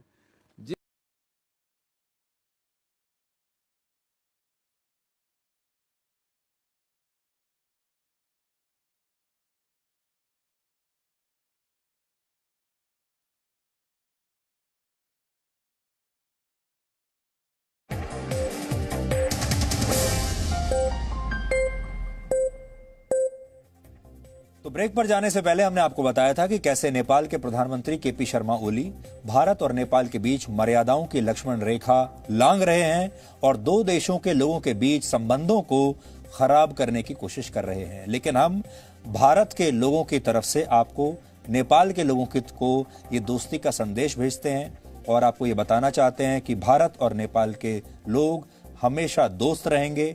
उनके बीच में जो प्रेम का संबंध है वो हमेशा बना रहेगा, क्योंकि नेता तो आते जाते रहते हैं। इसका ताजा उदाहरण है केपी शर्मा ओली का वो बयान जिसमें वो न सिर्फ ये कह रहे हैं कि असली अयोध्या नेपाल के बीरगंज में थोरी गांव में है, बल्कि वो ये भी कह रहे हैं कि भगवान राम खुद नेपाली थे। ये बात सही है कि रामायण और राम के जीवन के तार नेपाल से जुड़े हुए हैं। ये सही है क्योंकि सीता का जन्म जिस जनकपुर में हुआ था वो आज नेपाल में ही है। लेकिन केपी शर्मा ओली को यह भूलना नहीं चाहिए कि हजारों वर्ष पहले भारत की संस्कृति का प्रभाव दुनिया के कई देशों तक फैला हुआ था और नेपाल भी उन्हीं में से एक है। हालांकि अच्छी बात यह है कि एक वामपंथी होने के बावजूद ओली ने भगवान राम के अस्तित्व को कम से कम अब मान लिया है, क्योंकि वामपंथी अक्सर ईश्वर को भी मानने से इनकार कर देते हैं, वामपंथी राम को भी नहीं मानते। लेकिन हमें खुशी है कि ओली जैसे वामपंथी नेता अब राम के अस्तित्व को स्वीकार कर रहे हैं। लेकिन इसका मतलब यह नहीं है कि असली अयोध्या नेपाल में है। हालांकि भगवान राम किसी देश की सीमा, संस्कृति या उसके इतिहास के दायरों में बंधे हुए नहीं हैं और नेपाली नहीं बल्कि दुनिया के कई देशों पर रामायण और भगवान राम के जीवन का गहरा प्रभाव है। इसलिए दुनिया का कोई भी व्यक्ति चाहे तो वो श्री राम को अपना मान सकता है और उनके जीवन से बहुत कुछ सीख सकता है। लेकिन चीन के इशारे पर भारत के साथ कूटनीतिक महाभारत छेड़ने वाले ओली को आज रामायण से जुड़े कुछ तथ्य हम बताना चाहते हैं और आपको भी हम बहुत सारे तथ्य रामायण के बारे में आज बताना चाहते हैं। राम के जीवन पर लिखे गए महाकाव्य का नाम रामायण है और पूरी दुनिया में रामायण के 300 से ज्यादा वर्जन्स यानी संस्करण उपलब्ध हैं। रामायण के 300 से ज्यादा संस्करण पूरी दुनिया में उपलब्ध हैं। महर्षि वाल्मीकि द्वारा लिखी गई रामायण इनमें सबसे प्राचीन है, जो भारत में सबसे ज्यादा लोकप्रिय है। लेकिन इसके अलावा Myanmar, Indonesia, Cambodia, Laos, Philippines, Sri Lanka, Thailand, Malaysia, Japan, Mongolia, Vietnam और यहां तक कि चीन में भी रामायण की व्याख्या अलग अलग तरीके से की जाती है। इसके अलावा बौद्ध और जैन धर्म में भी अपने अपने तरीके से रामायण की व्याख्या की गई है। थाईलैंड में रामायण को रामाकिन कहा जाता है। थाईलैंड के रामायण में हनुमान के चरित्र को ज्यादा महत्व दिया गया है। रामायण को थाईलैंड में राष्ट्रीय महाकाव्य का दर्जा प्राप्त है। इतना ही नहीं, थाईलैंड की संस्कृति हिंदू और बौद्ध संस्कृति का मिश्रण मानी जाती है और थाईलैंड में इंद्र और कुबेर की पूजा की जाती है और वहां इन दोनों को समर्पित कई विशाल मंदिर भी हैं। इसी तरह दक्षिण पूर्वी एशिया में एक और देश है जिसका नाम है लाओस। लाओस में भी रामायण का एक जातक संस्करण प्रसिद्ध है। बौद्ध धर्म में जातक कथाएं वो कथाएं होती हैं जिनमें भगवान बुद्ध के पिछले जन्मों के बारे में बताया जाता है। लाओस में भी रामायण को राष्ट्रीय महाकाव्य माना जाता है। मलेशिया की मलय भाषा में रामायण हिकायत सेरी रामा के नाम से प्रसिद्ध है। इस रामायण में लक्ष्मण के किरदार को केंद्रीय किरदार के तौर पर दिखाया गया है। म्यांमार में भी रामायण को अघोषित रूप से एक एपिक यानी महाकाव्य का दर्जा प्राप्त है। म्यांमार की रामायण मूल रूप से भारत की रामायण की तरह ही है, लेकिन स्थानीय संस्कृति के मुताबिक इसके चरित्र कुछ बदल दिए गए हैं। कंबोडिया में रामायण को रामा कीर्ति के नाम से जाना जाता है। अंग्रेजी में ग्लोरी ऑफ रामा कहा जाता है। इस रामायण में हिंदू धर्म के विचारों को बौद्ध धर्म के सिद्धांतों के साथ जोड़कर दिखाया गया है। भारतीय संस्कृति की जड़ें इंडोनेशिया तक फैली हैं और जनसंख्या के हिसाब से दुनिया के सबसे बड़े मुस्लिम देश इंडोनेशिया में हर साल बड़े पैमाने पर रामायण का मंचन होता है। इंडोनेशिया में इसे काकाविन रामायण कहा जाता है और जावा भाषा में काकाविन का अर्थ होता है काव्य।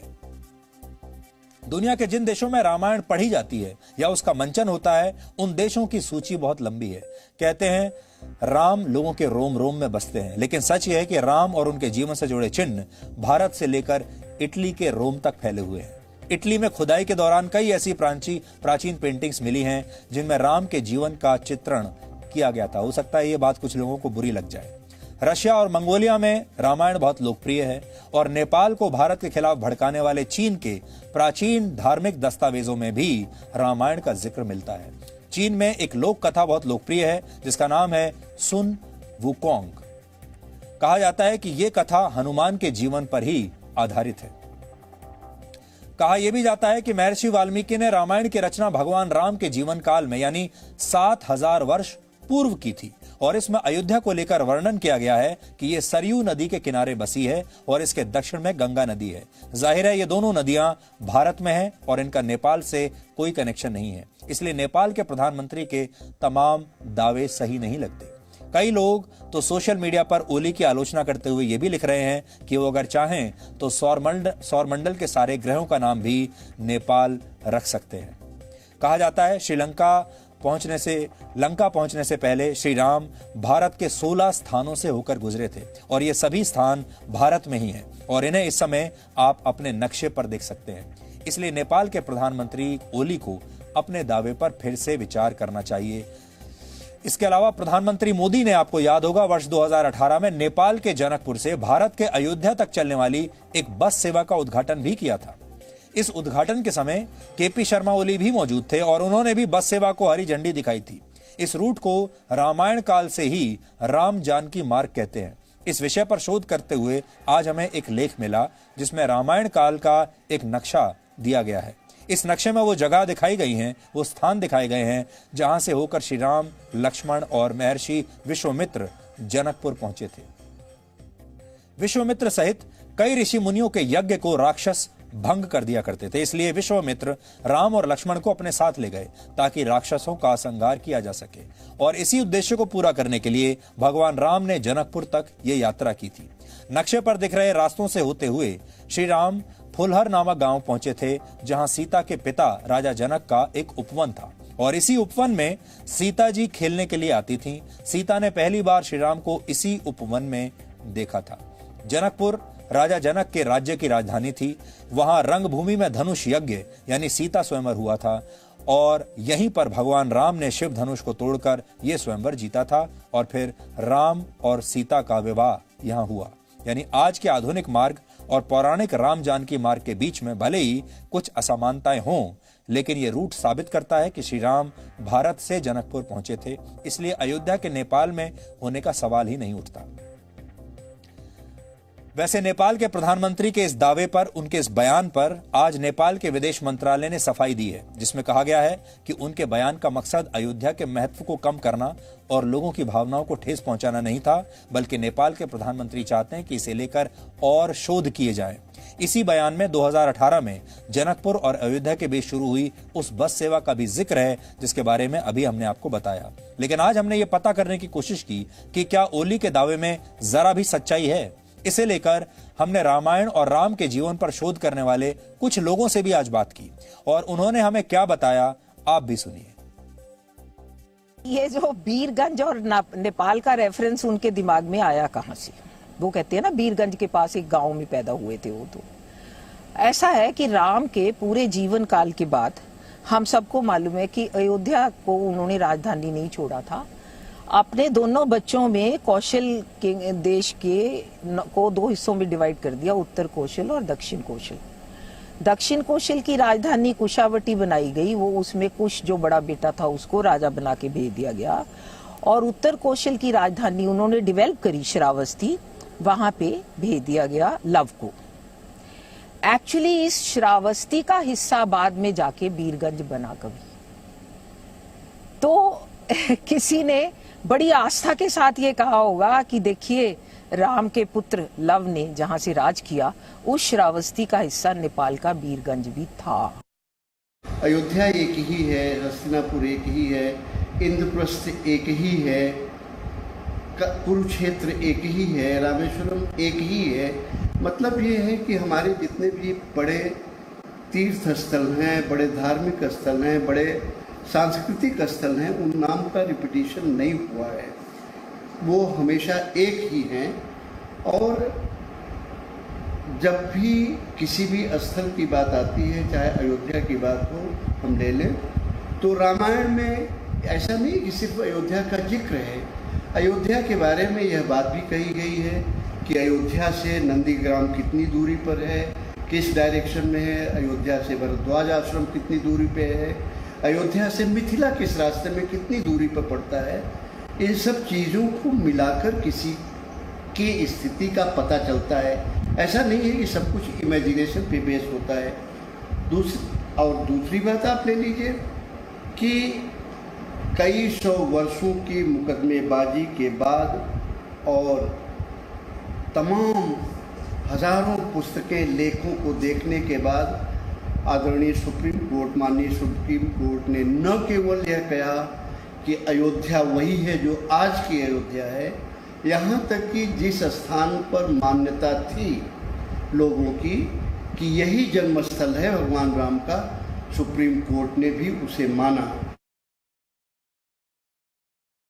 तो अब सवाल यह है कि नेपाल के लोग और भारत के लोग क्या इस मुद्दे पर एक दूसरे के आमने सामने आ जाएंगे? आपने देखा होगा पिछले कई हफ्तों से ये कोशिशें हो रही हैं कि भारत के लोग और नेपाल के लोगों के बीच में एक दरार पैदा हो जाए, और आज हमारी यही अपील है नेपाल के लोगों से भी और भारत के लोगों से भी कि ओली जैसे कुछ महत्वाकांक्षी नेता जरूर बीच में आ रहे हैं, क्योंकि उनकी अपनी कुछ मजबूरियां हैं, उनकी अपनी महत्वाकांक्षाएं हैं, लेकिन वो इन दो देशों के लोगों के बीच में दरार पैदा नहीं कर पाएंगे।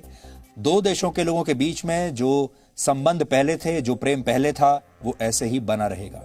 रामायण जिस दौर में लिखी गई थी उस समय भारत की संस्कृति कई देशों तक फैली हुई थी और तब इसे भारतवर्ष कहा जाता था। लेकिन भारतवर्ष का जो कॉन्सेप्ट था वो बहुत उस समय विशाल था। उस समय भारत के कई पड़ोसी देश भारत की हिंदू संस्कृति से प्रभावित थे और भारत का असर इन देशों तक फैला हुआ था। उस समय ये सीमाएं नहीं थी कि ये भारत है और ये नेपाल है या ये दूसरे देश हैं। उस समय की जो सीमाएं थीं वो आज के मुकाबले बिल्कुल अलग होती थी। अब नेपाल के प्रधानमंत्री केपी शर्मा ओली को यह समझना चाहिए कि नेपाल और भारत के धार्मिक और सांस्कृतिक रिश्ते बहुत पुराने हैं और उनके इस तरह के बयान इन रिश्तों के लिए खतरा बन सकते हैं। भारत में भगवान शिव को मानने वालों के लिए नेपाल का पशुपतिनाथ मंदिर भी बहुत महत्वपूर्ण है और 2014 का लोकसभा चुनाव जीतने के बाद प्रधानमंत्री मोदी ने सबसे पहले जिन देशों की यात्रा की थी उनमें नेपाल भी था। प्रधानमंत्री मोदी ने खुद पशुपतिनाथ मंदिर के दर्शन किए थे। हैरानी की बात यह है कि आज केपी शर्मा ओली भारत के खिलाफ काम कर रहे हैं, लेकिन 25 साल पहले ओली को भारत और नेपाल के संबंधों को मजबूत करने वाले एक नेता के तौर पर माना जाता था। वर्ष 1996 के बारे में हम आपको आज याद दिलाना चाहते हैं। 1996 में भारत और नेपाल के बीच महाकाली नदी के जल बंटवारे को लेकर समझौता हुआ था और इस समझौते में विवाद होने पर ओली ने भारत का पक्ष लिया था। तब ओली अपनी ही राजनीतिक पार्टी से अलग हो गए थे। सोचिए, उन्होंने अपनी पार्टी तक छोड़ दी थी भारत के लिए, यानी भारत से मित्रता निभाने के लिए उन्होंने अपना राजनीतिक करियर तक दांव पर लगा दिया था। और कहा जाता है जब ओली नेपाल के गृह मंत्री थे तो भारत से फरार होकर नेपाल में शरण लेने वाले अपराधियों के मामले में वो भारतीय अधिकारियों का बहुत सहयोग करते थे। इसलिए उनका नाम भारत और नेपाल के संबंधों को मजबूत करने वाले नेताओं में था। लेकिन आज स्थितियां बदल गई हैं, वो भी बदल गए हैं। कभी भारत का साथ देने वाले ओली आज अचानक भारत के खिलाफ हो गए हैं और इसके पीछे उनकी मजबूरियां अब पूरी दुनिया समझ रही है और भारत के लोग भी और नेपाल के लोग भी उनकी इस मजबूरी को समझ रहे हैं। नेपाल में महायोगी गोरखनाथ को मानने वालों की भी बड़ी संख्या है और कहा जाता है कि नेपाल के गोरखा अपनी पहचान गोरखनाथ से ही जोड़ते हैं। गोरखनाथ में स्थित गोरखनाथ मठ भी इन्हीं महायोगी को समर्पित है और उत्तर प्रदेश के वर्तमान मुख्यमंत्री योगी आदित्यनाथ इस मठ के महंत हैं। इसके अलावा नेपाल के करीब 40,000 नागरिक भारत की सेना की 7 गोरखा रेजिमेंट्स में तैनात हैं और इन्हें रिटायरमेंट से जुड़े वो सारे फायदे मिलते हैं जो भारतीय सैनिकों को हासिल हैं। भारत द्वारा करीब 80,000 नेपालियों को पेंशन दी जाती है और भारत की तरफ से नेपाल की करीब 11,000 महिलाओं को विधवा पेंशन दी जाती है। इतना ही नहीं, भारत हर साल नेपाल के नागरिकों को मिलने वाली पेंशन पर 90,000 करोड़ रुपए खर्च करता है।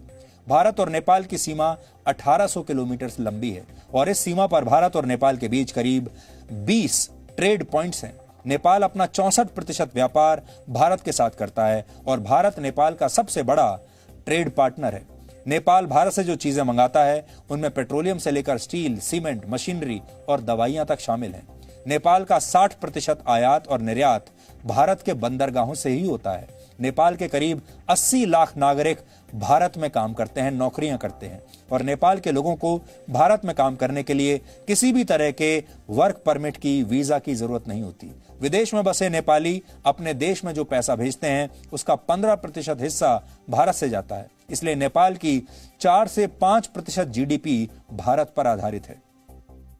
नेपाल के 12,000 से ज्यादा छात्र भारत की अलग अलग यूनिवर्सिटीज में पढ़ते हैं। अब सवाल यह है, क्या नेपाल भारत पर इतनी निर्भरता समाप्त करके चीन की मदद लेने में सक्षम है और क्या चीन उसके लिए वही करेगा जो भारत कर रहा है? इसका जवाब है नहीं, क्योंकि नेपाल अपना 14% व्यापार चीन के साथ करता है और यह भारत की तुलना में करीब 9 गुना कम है। चीन का जो बंदरगाह नेपाल के सबसे नजदीक है उसकी दूरी भारत के हल्दिया बंदरगाह के मुकाबले 3 गुना ज्यादा है। नेपाल के छात्र भी चीन में जाकर पढ़ाई नहीं कर सकते क्योंकि वहां ज्यादातर यूनिवर्सिटीज में पढ़ाई मैंडरिन भाषा में होती है और इस बात की कोई गारंटी नहीं कि चीन नेपाल के लोगों को अपनी सेना में भर्ती कर लेगा। इसलिए पेंशन की बात करना तो बिल्कुल ही व्यर्थ है। अगर आप नेपाल का नक्शा ध्यान से देखेंगे तो आप समझ जाएंगे कि नेपाल एक लैंड लॉक्ड देश है जो 3 तरफ से भारत से घिरा हुआ है। इसलिए ओली को भारत के साथ रिश्ते बिगाड़ने नहीं चाहिए, क्योंकि भारत और नेपाल के बीच रोटी और बेटी का रिश्ता है और सांस्कृतिक और धार्मिक रूप से भी भारत और नेपाल एक दूसरे के बहुत करीब हैं। इसलिए केपी शर्मा ओली को दोनों देशों के लोगों के बीच इस तरह दीवार नहीं बनना चाहिए, लेकिन यह बात जरूर है कि उनकी अपनी कोई बहुत बड़ी मजबूरी जरूर रही होगी कि वो ये सब करने पर मजबूर हैं। अब वो मजबूरी भ्रष्टाचार से जुड़ी हुई है, स्विस बैंक से जुड़ी हुई है, पैसे से जुड़ी हुई है, चीन उनके ऊपर कोई और तरह का दबाव डाल रहा है, उससे जुड़ी हुई है। ये तो केपी शर्मा ओली ही बेहतर बता सकते हैं। लेकिन एक अकेले नेता के चाहने से दो देशों के लोग एक दूसरे से कभी नहीं टकराएंगे। हमने अपने इस विश्लेषण का अंत भी रामायण के बारे में बात करते हुए ही हम आज करना चाहते हैं।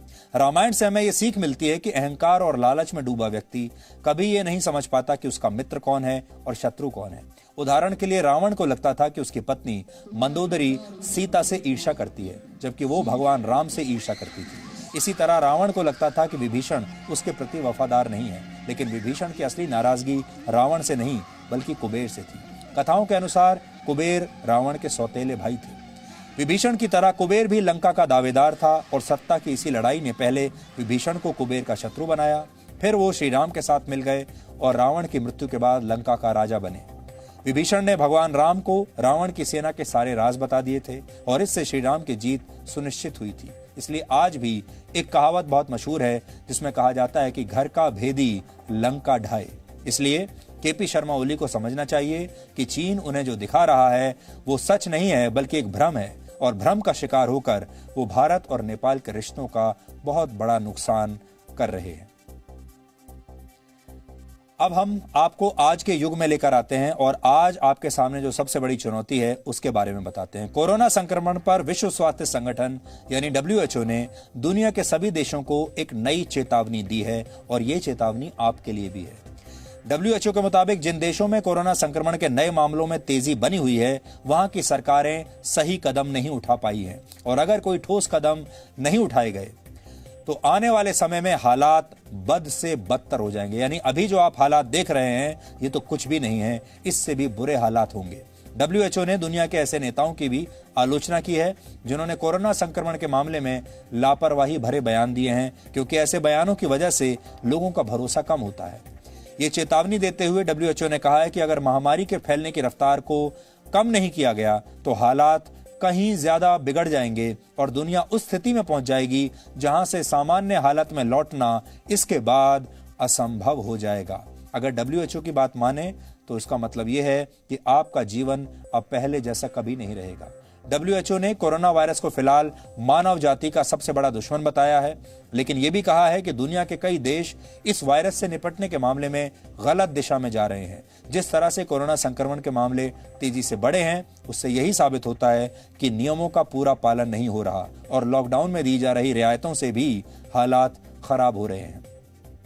पिछले 24 घंटों में दुनिया के इस वायरस के संक्रमण के 2,30,000 नए मामले आए हैं। इनमें से 80% नए मामले सिर्फ 10 देशों में हैं। 50% से ज्यादा केस तो सिर्फ अमेरिका और ब्राजील में हैं और भारत में भी कोरोना संक्रमण के मामले 9 लाख के पार जा चुके हैं और 23,000 से ज्यादा लोग मर चुके हैं। पिछले 24 घंटों में 28,000 से ज्यादा नए मामले भारत में आए हैं और करीब 550 लोगों की कोरोना से मौत भारत में हो चुकी है। कुछ दिन पहले अमेरिका के एक मशहूर संस्थान MIT ने भी ये चेतावनी दी थी कि अगर समय रहते इस वायरस के खिलाफ वैक्सीन नहीं आई तो भारत जैसे देशों में हर रोज करीब 3 लाख मामले नए सामने आएंगे। हर रोज 3 लाख। और अमेरिका नए मामलों की संख्या हो जाएगी वहां पर 95,000 प्रतिदिन।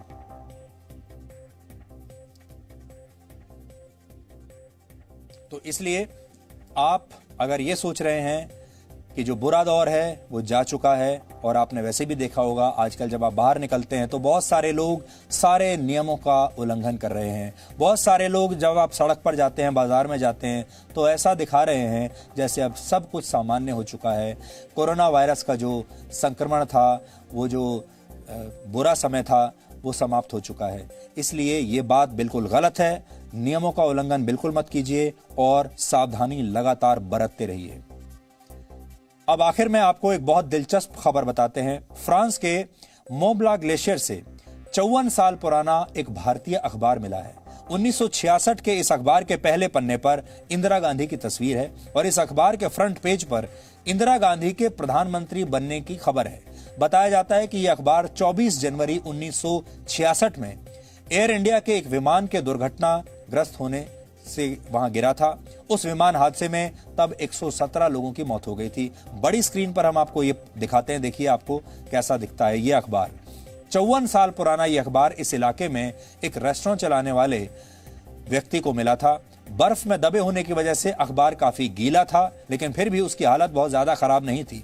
अखबार को सुखाने के बाद अब वो स्थिति में है कि आप इसे पढ़ सकते हैं। और जिस व्यक्ति को यह अखबार मिला उसने अपने रेस्टोरेंट के डिस्प्ले पर इसे लगा दिया। 24 जनवरी 1966 में हुए इस विमान हादसे से जुड़ा लगभग हर सामान इस व्यक्ति ने अपने रेस्टोरेंट के डिस्प्ले में लगाया हुआ है। और इस व्यक्ति का कहना है कि जितनी बार भी वो ग्लेशियर्स में अपने दोस्तों के साथ टहलने जाता है उतनी बार उसे इस हादसे से जुड़ी कोई ना कोई नई चीज मिलती है। आप तस्वीरों में देख सकते हैं, उन्होंने कई अखबार ग्लेशियर में उन्हें मिले थे और वो सब उन्होंने लगा रखे हैं। तो यहां आप देखिए, इसमें इस अखबार में इंदिरा गांधी के प्रधानमंत्री बनने की संभावना के बारे में छपा हुआ है।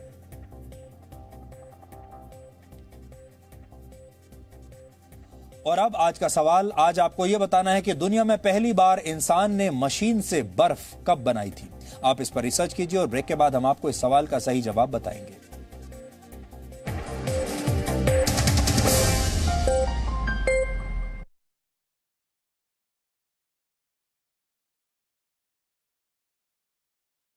She writes a blog which she calls as Inspiration and Chai.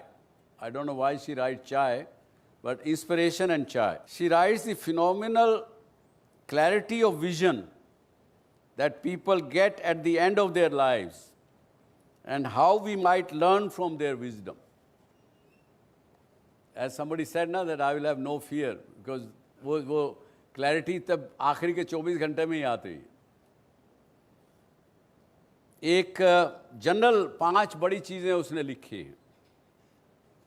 लिखते हैं कि I wish I had the courage to live the life true to myself and not life others expected of me. हम क्या करते हैं ज़िंदगी में? मुझे आई एम श्योर आप में से कम 50-60% ऐसे यूथ आप लोग होंगे जो कि बिजनेस स्कूल में आए हैं किसी के और के कहने पर। माँ बाप ने कह दिया बिजनेस करोगे, बिजनेस में ग्रेजुएशन करो, MBA कर लो, बड़ी डिमांड है, अपना बिजनेस शुरू कर सकोगे। या कोई दोस्त ने कहा कि मैं तो वहाँ जा रहा हूँ MIT स्कूल में, बिजनेस स्कूल में, तुम भी मेरे साथ आ जाओ। तो this is first thing is that कि if I would have lived my life the way I wanted. दूसरा, I wish I hadn't work so hard. ये तो मेरे साथ भी हुआ, मैं भी ज़िंदगी में बहुत देर से समझ आई। ये तो जब जवानी में बिजनेस शुरू किया, ना बीवी की परवाह की, जब बच्चे पैदा हुए तो उनके साथ समय नहीं गुजारा। एक ट्रेडमिल पे चढ़ गए, वर्किंग की ट्रेडमिल के ऊपर चढ़े हैं, वो ट्रेडमिल रुक नहीं रही है, आप भागते जा रहे हैं। ज़िंदगी में जब बहुत देर हो जाती तब समझ में आता है कि भैया दोस्त यार परिवार कुछ और भी अच्छा करने जैसा है ज़िंदगी में। कुछ अपने लिए धन ये अर्जित करना ही केवल सारी चीज़ नहीं है, देना भी सीखो।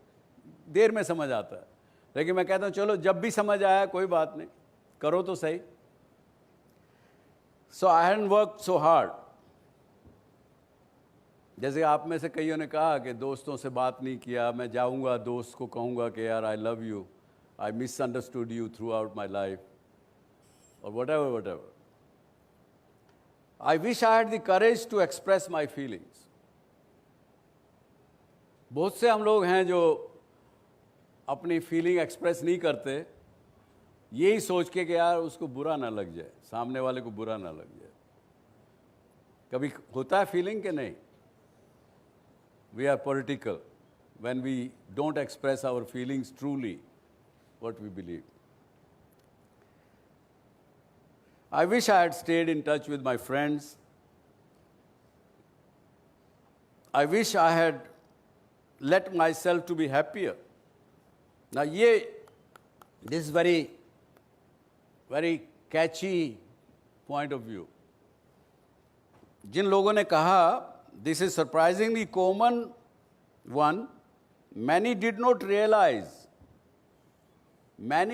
realize until the end that happiness is a choice. Can you believe?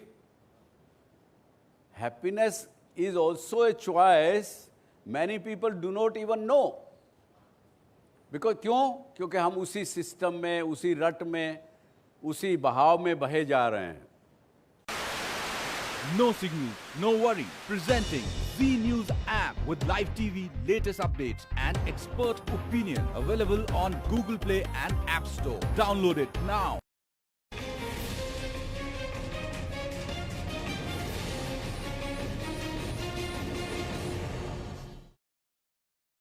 एक नर्स ने, दी पैलेटिव नर्स, और केवल नर्स उन्हीं लोगों को करती है जिनका उनको पता है कि 10-12 हफ्ते में वो जाने वाले हैं.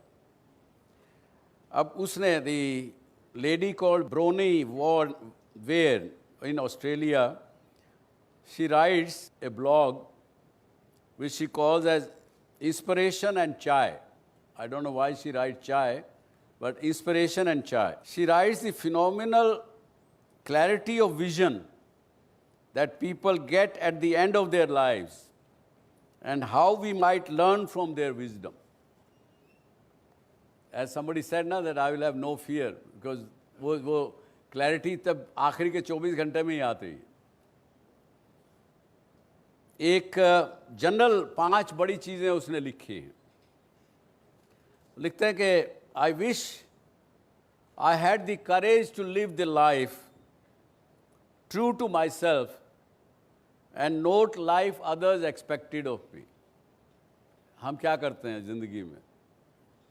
मुझे आई एम श्योर आप में से कम 50-60% ऐसे यूथ आप लोग होंगे जो कि बिजनेस स्कूल में आए हैं किसी के और के कहने पर.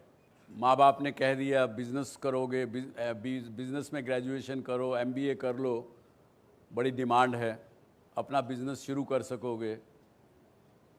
या कोई दोस्त ने कहा कि मैं तो वहाँ जा रहा हूँ MIT स्कूल में, बिजनेस स्कूल में, तुम भी मेरे साथ आ जाओ.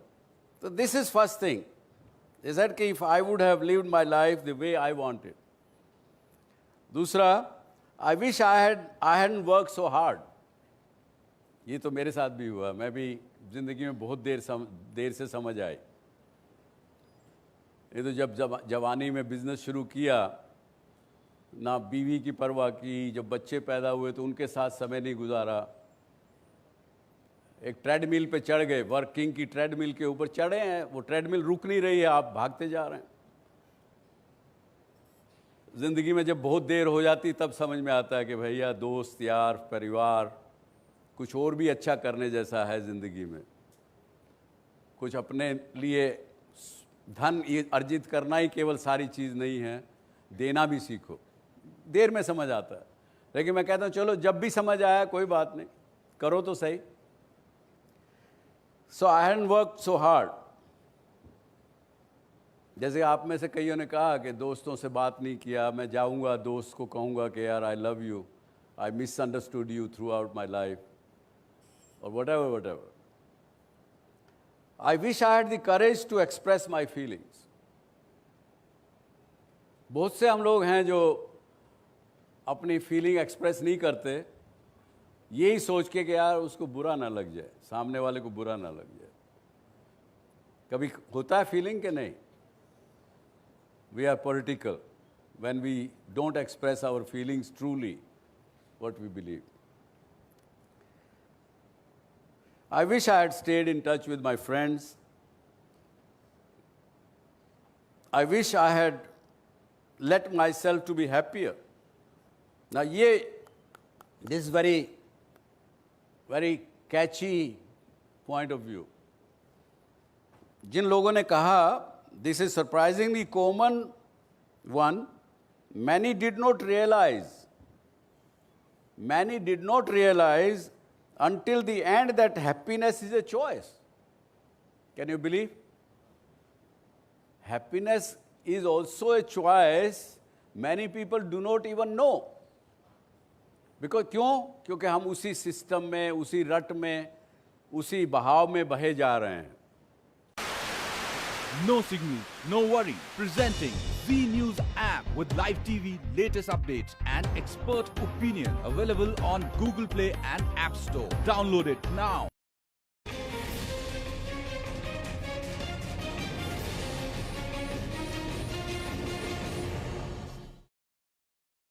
एक नर्स ने, दी पैलेटिव नर्स,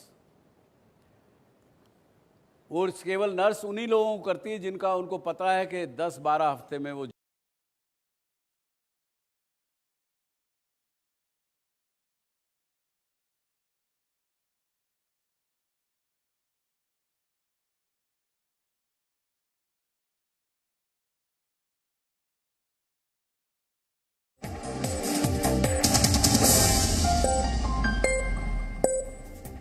और अब आखिर में देखते हैं कि आज के इतिहास में क्या लिखा है। वर्ष 2013 में आज से ही भारत में टेलीग्राम सेवाएं बंद हो गई थी। समय के साथ एसएमएस, ईमेल्स, मोबाइल फोन्स और सोशल मीडिया के विस्तार ने तार यानी टेलीग्राम के इस्तेमाल को कम कर दिया था, जिसके बाद इसे बंद करने का फैसला लिया गया। टेलीग्राम सेवा वर्ष 1850 में कलकत्ता और डायमंड हार्बर के बीच शुरू हुई थी। वर्ष 1854 में इसे आम लोगों के लिए शुरू किया गया था और टेलीग्राम या तार उस जमाने में अक्सर मृत्यु, जन्म या फिर कोई आपातकालीन सूचना देने के लिए किया जाता था। इसी वजह से जब किसी के घर में कोई डाकिया तार लेकर आता था तो लोगों के दिलों की धड़कनें तेज हो जाती थी। देश की आजादी से पहले टेलीग्राम का महत्व बहुत ज्यादा था। तब भारत की आजादी के लिए लड़ने वाले क्रांतिकारी अक्सर टेलीग्राम लाइंस काट दिया करते थे ताकि अंग्रेजों की संचार व्यवस्था ठप हो जाए। आइस मेकिंग मशीन में पानी रखकर बर्फ बनाने का करिश्मा आज ही के दिन सन 1850 में किया गया था। अमेरिकी वैज्ञानिक डॉक्टर जॉन गौरी ने पहली बार आइस मेकिंग मशीन बनाई थी। उन्होंने फ्लोरिडा में एक पार्टी के दौरान दुनिया के सामने आइस क्यूब्स पेश किए थे। 19वीं सदी में मलेरिया और येलो फीवर से होने वाले बुखार में मरीजों के लिए बर्फ की बहुत जरूरत होती थी और ये जरूरत ही डॉक्टर जॉन गौरी की प्रेरणा बनी। अपने इस आविष्कार के लिए उन्हें father of refrigeration and air conditioning भी कहा जाता है। वर्ष 1867 में आज ही के दिन स्वीडन के केमिस्ट एल्फ्रेड नोबेल ने पहली बार डायनामाइट का डेमो दिया था। डायनामाइट की मदद से कमाए गए पैसों से ही एल्फ्रेड नोबेल ने उस फंड की स्थापना की जिससे आज नोबेल पुरस्कार दिए जाते हैं।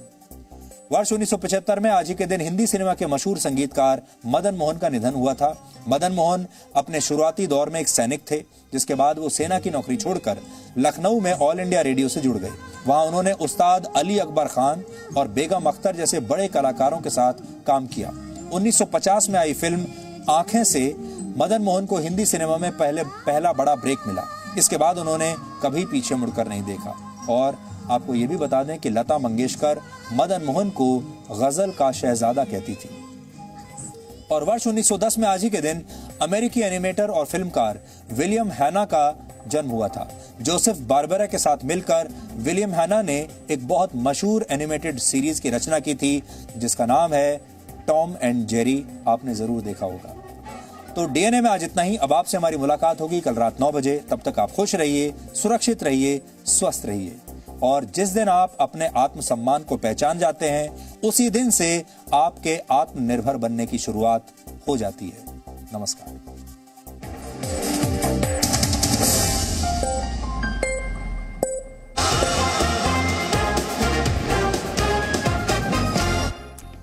और अब बात राजस्थान की राजनीतिक हलचल की। जयपुर में मुख्यमंत्री निवास पर बुलाई गई मंत्रियों की बैठक खत्म हो गई है।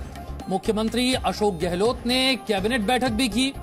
1.5 घंटे तक चली अशोक गहलोत की ये कैबिनेट मीटिंग। राजस्थान में बीजेपी के मंसूबे पूरे नहीं